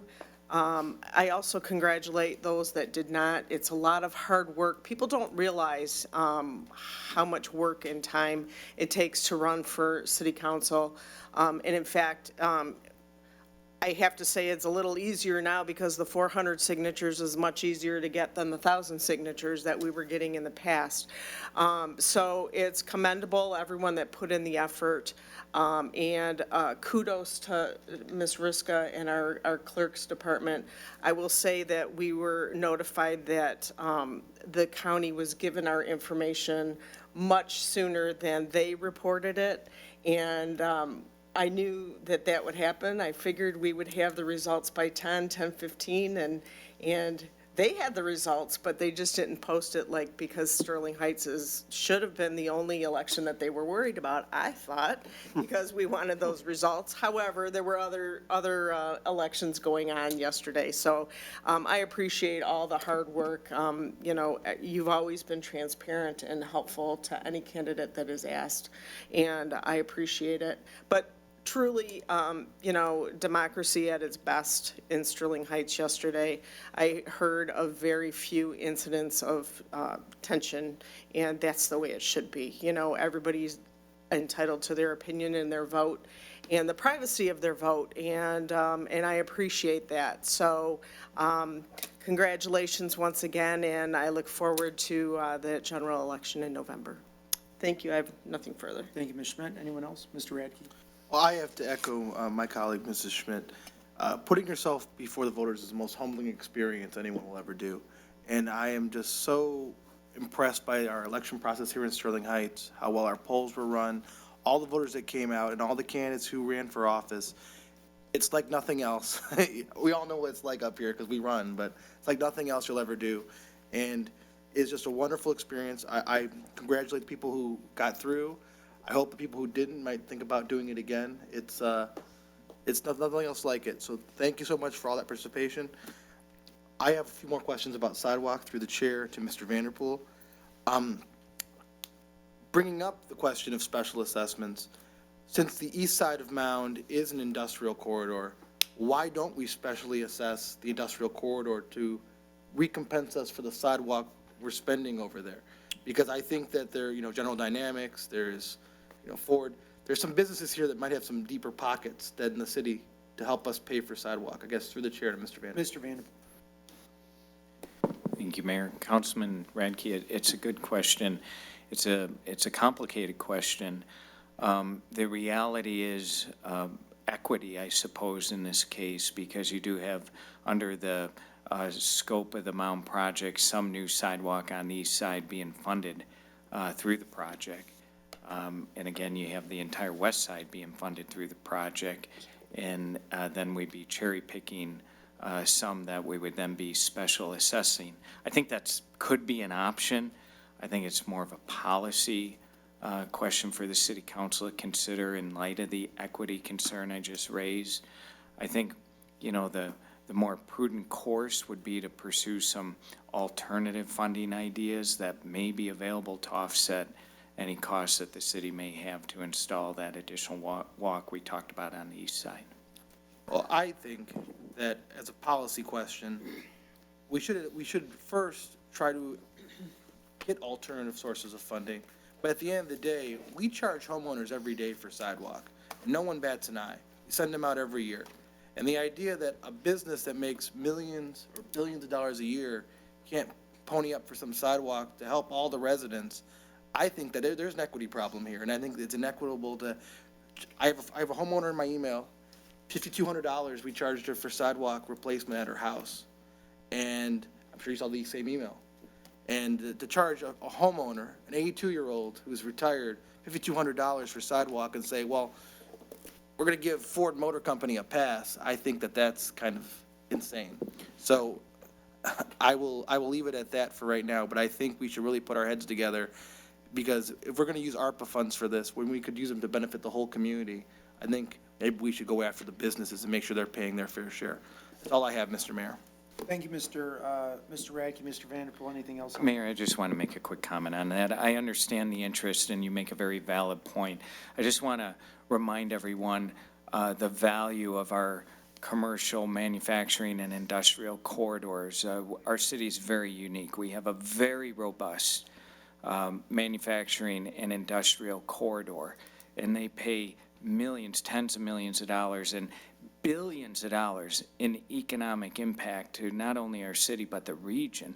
One of the reasons we are able to maintain very low property taxes in the city of Sterling Heights for residents is because of our manufacturing and industrial corridor. So I just think we have to keep that in mind when we, consider more complicated issues like this. Mr. Mayor, Go ahead, briefly. Mr. Radke. Just to respond, I think I am keeping it in mind, but I work for the residents. I work for all of our corporations too, but I work for the residents first. And the idea that we're going to charge residents and let businesses get a pass is unfair to me. All I have, Mr. Mayor. Okay, thank you, Mr. Radke. Anyone else, council? Mrs. Koski? Thank you, Mr. Mayor. Speaking about sidewalks, a couple questions. This Mound Road is a joint project with the county. I'm assuming that because the sidewalks were deleted from the agreement, they were not added into the final clause, where we would pick up our 33% share. So because we're adding it on later, that's why we're picking up the total cost, and it's not being shared with the county. Is that right? Or are they taking responsibility for part of that, and I'm missing it? Mr. Vanderpool? Thank you, Mayor. Councilwoman Koski, the county is paying the cost share that's outlined in the cost agreement for the additional sidewalk that's been added on the east side as part of the original scope, just as they're paying their part of the cost share for the sidewalk, the entire length, the entire 6 miles on the west side. They are not paying that same cost share for the additional couple of miles that we talked about this evening. 4 miles from 14 to 18 Mile Road. They are not doing that through the normal cost share for the exact reason you mentioned, because it's being added later. So thus, we have the responsibility to fund that with commitments that funding will be offset with other revenue sources that we're all going to work really hard to achieve. I'm confident we're going to see some of that. One other thing, because sidewalks is one of our projects that we've had for many, many years, filling the gaps and so on, could we possibly take a look at our sidewalk ordinance and see if it needs any updating?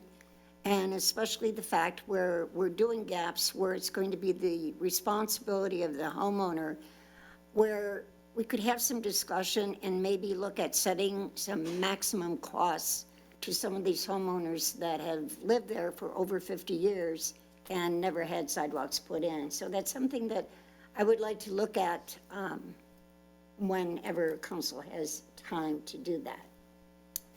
And I'd just like to say, Ms. Reska, you did a fantastic job. I didn't hear about any complaints or any malfunctioning machines. So congratulations. We're very, very pleased to have you. Thank you. Thank you, Ms. Koski. Council, anyone else? Mayor. Mr. Yanis? Thank you, Mr. Mayor. I too want to thank the clerk and her team for running a great election. I know it was a lower turnout, but still it takes a lot of work to put that whole process together and get it right. And so I thank them for doing that, and I know they'll do a great job in the general election as well. As I think Mr. Radke said, and I have it written down here in my notes, elections are a humbling experience, and they're a very humbling experience. And, you know, some people are a little more natural at it than others, but you might not believe this, but I'm actually quite an introvert, and it's very hard for me to, you know, engage people sometimes, quite often. I think you can tell by some of the, I don't speak a lot here on the dais, although my colleagues can tell you I have a lot to say in private, but, you know, that's where that's my forte. But I do appreciate the fact that so many people ran, so many people put themselves out there.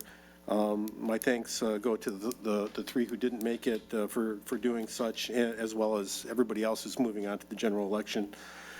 I am somewhat surprised that people didn't know we had an election. And I'm not quite sure what to do about that. I know there's an issue with communication. We seem, you know, in this day and age where we walk around with communication constantly beeping in our ear, yet we had people that didn't know that there was an election, a primary election yesterday. I think that's something we need to think about. I want to make sure that everybody, I think through the chair to Ms. Riska, how many registered voters do we have in Sterling Heights? Ms. Riska? Approximately 99,000. 99,000, and how many people turned out yesterday? 15,530 some? 15,513. For the city council election? Or that was the mayor? Yeah. The primary, okay. Out of 99,000. So I think that says a lot about government getting the word out about an election. So anyways, that's all I have to say about that. And you know, when it comes to sidewalks, I think Councilman Radke brings up a great point. You know, I appreciate the fact that businesses like Ford Motor Company and General Dynamics and everybody else generate just a ton of economic development and economic activity. But we got a city full of seniors on fixed incomes. And we really have to think about those folks as well. And you know, when I was in the fire department, I dealt with them on a regular basis, and even afterwards, a lot of the service calls I did as a state representative, and even now as city councilman, are people who are retired and on fixed incomes. And we really have to focus on the needs of those folks. So I think we really need to, one, definitely dig in and find the money, this $443,000, so we can use our ARPA money for something else, like maybe helping some seniors. And I appreciate the fact, and I'm very confident that the city manager and the team will do their best to try to find another source for that money. And then last but not least, I am going to do something publicly that I didn't think I'd ever do. I'm gonna openly thank Councilman Radke. Oh, my. And I do this time? well, no, what you did, well, look at, this whole mound thing was in the consent agenda a couple weeks ago, and if you had not pulled it from the consent agenda, this conversation would never started. And so I want to thank you publicly right now for making that move, opening up the discussion, and I think we actually gained from doing that. So thank you, Councilman Radke, for your efforts on behalf of the citizens of Sterling Heights. And that's all I have to say. Thank you. Thank you for your kind words. Thank you, Mr. Yanez. Anyone else? Mrs. Zarko. Thank you, Mayor Taylor. First of all, I would like to congratulate everybody that participated in the election. Win or lose, it's an experience. And I hope that people that it didn't turn out the way they wanted it to will continue to play an active role in government, because we need you. We're many different voices, many different opinions, and we need to hear those opinions. We don't all think alike, nor should we. We don't have to agree. We can have great discussions, we can learn from one another, and we should do it all the time. I want to thank Mrs. Riska and her department, but you have to understand, when it comes to Election Day, it's like having I don't want to say a party at your house, but you know how you get all of your family involved and they have to help you? Well, that's what happens here at the city. It's every department knows what an important day it is. So you might work in building, and you might work in IT or, community relations, but on election day, you become a part of the city clerk's office. And that's what I appreciate most, is that, you can draw from all of the great people that we have working for the city in order to make our election day a success. I do have a question, though, for Mrs. Riska, so through the chair to Mrs. Riska. When Mrs. Schmidt and I visited the election center back in November of 2020, and we had 2 people at each table, and you had to be it had to be different political parties, and the process that went on for that election. Is that the same process that we use for a city election, even though it's nonpartisan? Through the chair. Yes, and you're referring to the absent voter counting board, where we process and tabulate all of our absentee ballots. And yes, they do work in teams of one Republican, one Democrat, or differing political parties, and that's for all elections. That is in state law. Okay, thank you. And let's go back to sidewalks. I believe in sidewalk repair, but I also believe in an alternative solution to those repairs when the slab is not cracked and you have a difference in elevation. There's got to be a way that it reduces the cost for the homeowner that has to fix that slab. And I think that has to be made available to those homeowners, because it just seems, it just doesn't seem realistic or beneficial to take a huge slab of good cement and break it apart only to pour another one. And I know that over the years, I have a driveway that's over 40 years old, and I was able to get just lift it right because every slab was good and there was no reason to break up the driveway. So there's got to be another means of repairing that doesn't involve taking out good slabs only to replace them with more cement. And I think that's it. So thank you. Thank you, Mrs. Zarko. Mrs. Sarowski. Thank you, Mayor Taylor. I will talk only briefly on sidewalks, very briefly, and that is to say that, yes, I think we do need to visit a way that we will help because it is usually the senior citizens that are having to repair their sidewalks, and that cost has got to be astronomical. I live on a corner, and I dread the time when I'm going to have to repair that sidewalk, that 2 sidewalks, because it's a very long 40-foot, 40-foot. So I can only imagine what another senior would have to pay for on a fixed income for that. So we have to find a better way. On that note, that'll be another day. So I do want to thank the residents. Yes, yesterday was a tremendous election, and Ms. Riska, kudos to you. I know that it's a very long, very, very, very long day for you, because it was long for us. So it must be even exceptionally long for you. And thank the residents again for electing all of us. But I truly want to, and to all of the rest of the candidates out there that are also going to be running continuously throughout until November 2nd.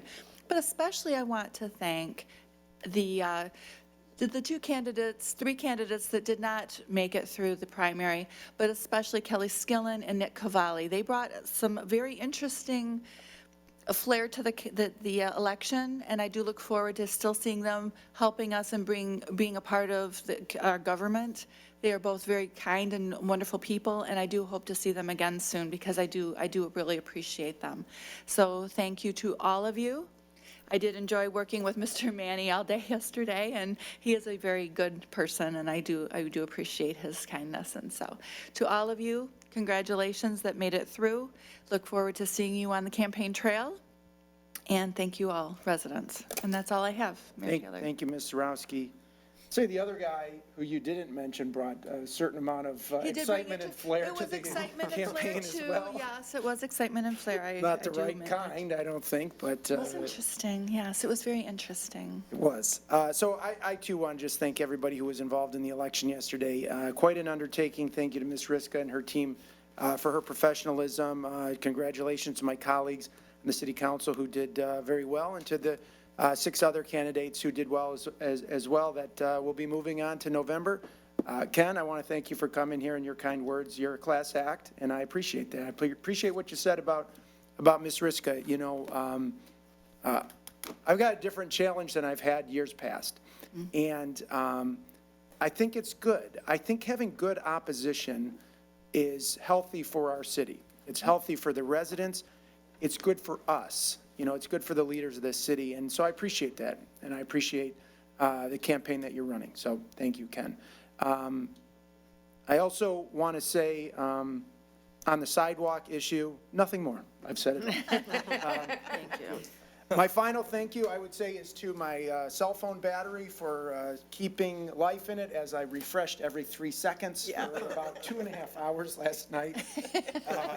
But it held, and here we are today. So thank you to everybody. It was a really interesting day yesterday, and looking forward to another, a healthy, good campaign for our city, where hopefully ideas and good people and good ideas and overall the residents come out on top. So for tonight, I want to welcome everybody back to our home here at City Hall. It's great to be back here. I appreciate your patience with us again as we went through some really unprecedented times over these last 17, 18 months, and hoping that we're getting back to normal here. It feels great to be here again, and I want to thank everybody for participating tonight. With that, I would entertain a motion to adjourn. So moved. Support. Been moved and supported. No discussion. All in favor signify by saying aye. Aye. Opposed? Motion carries. This meeting is adjourned. Thank you, everyone.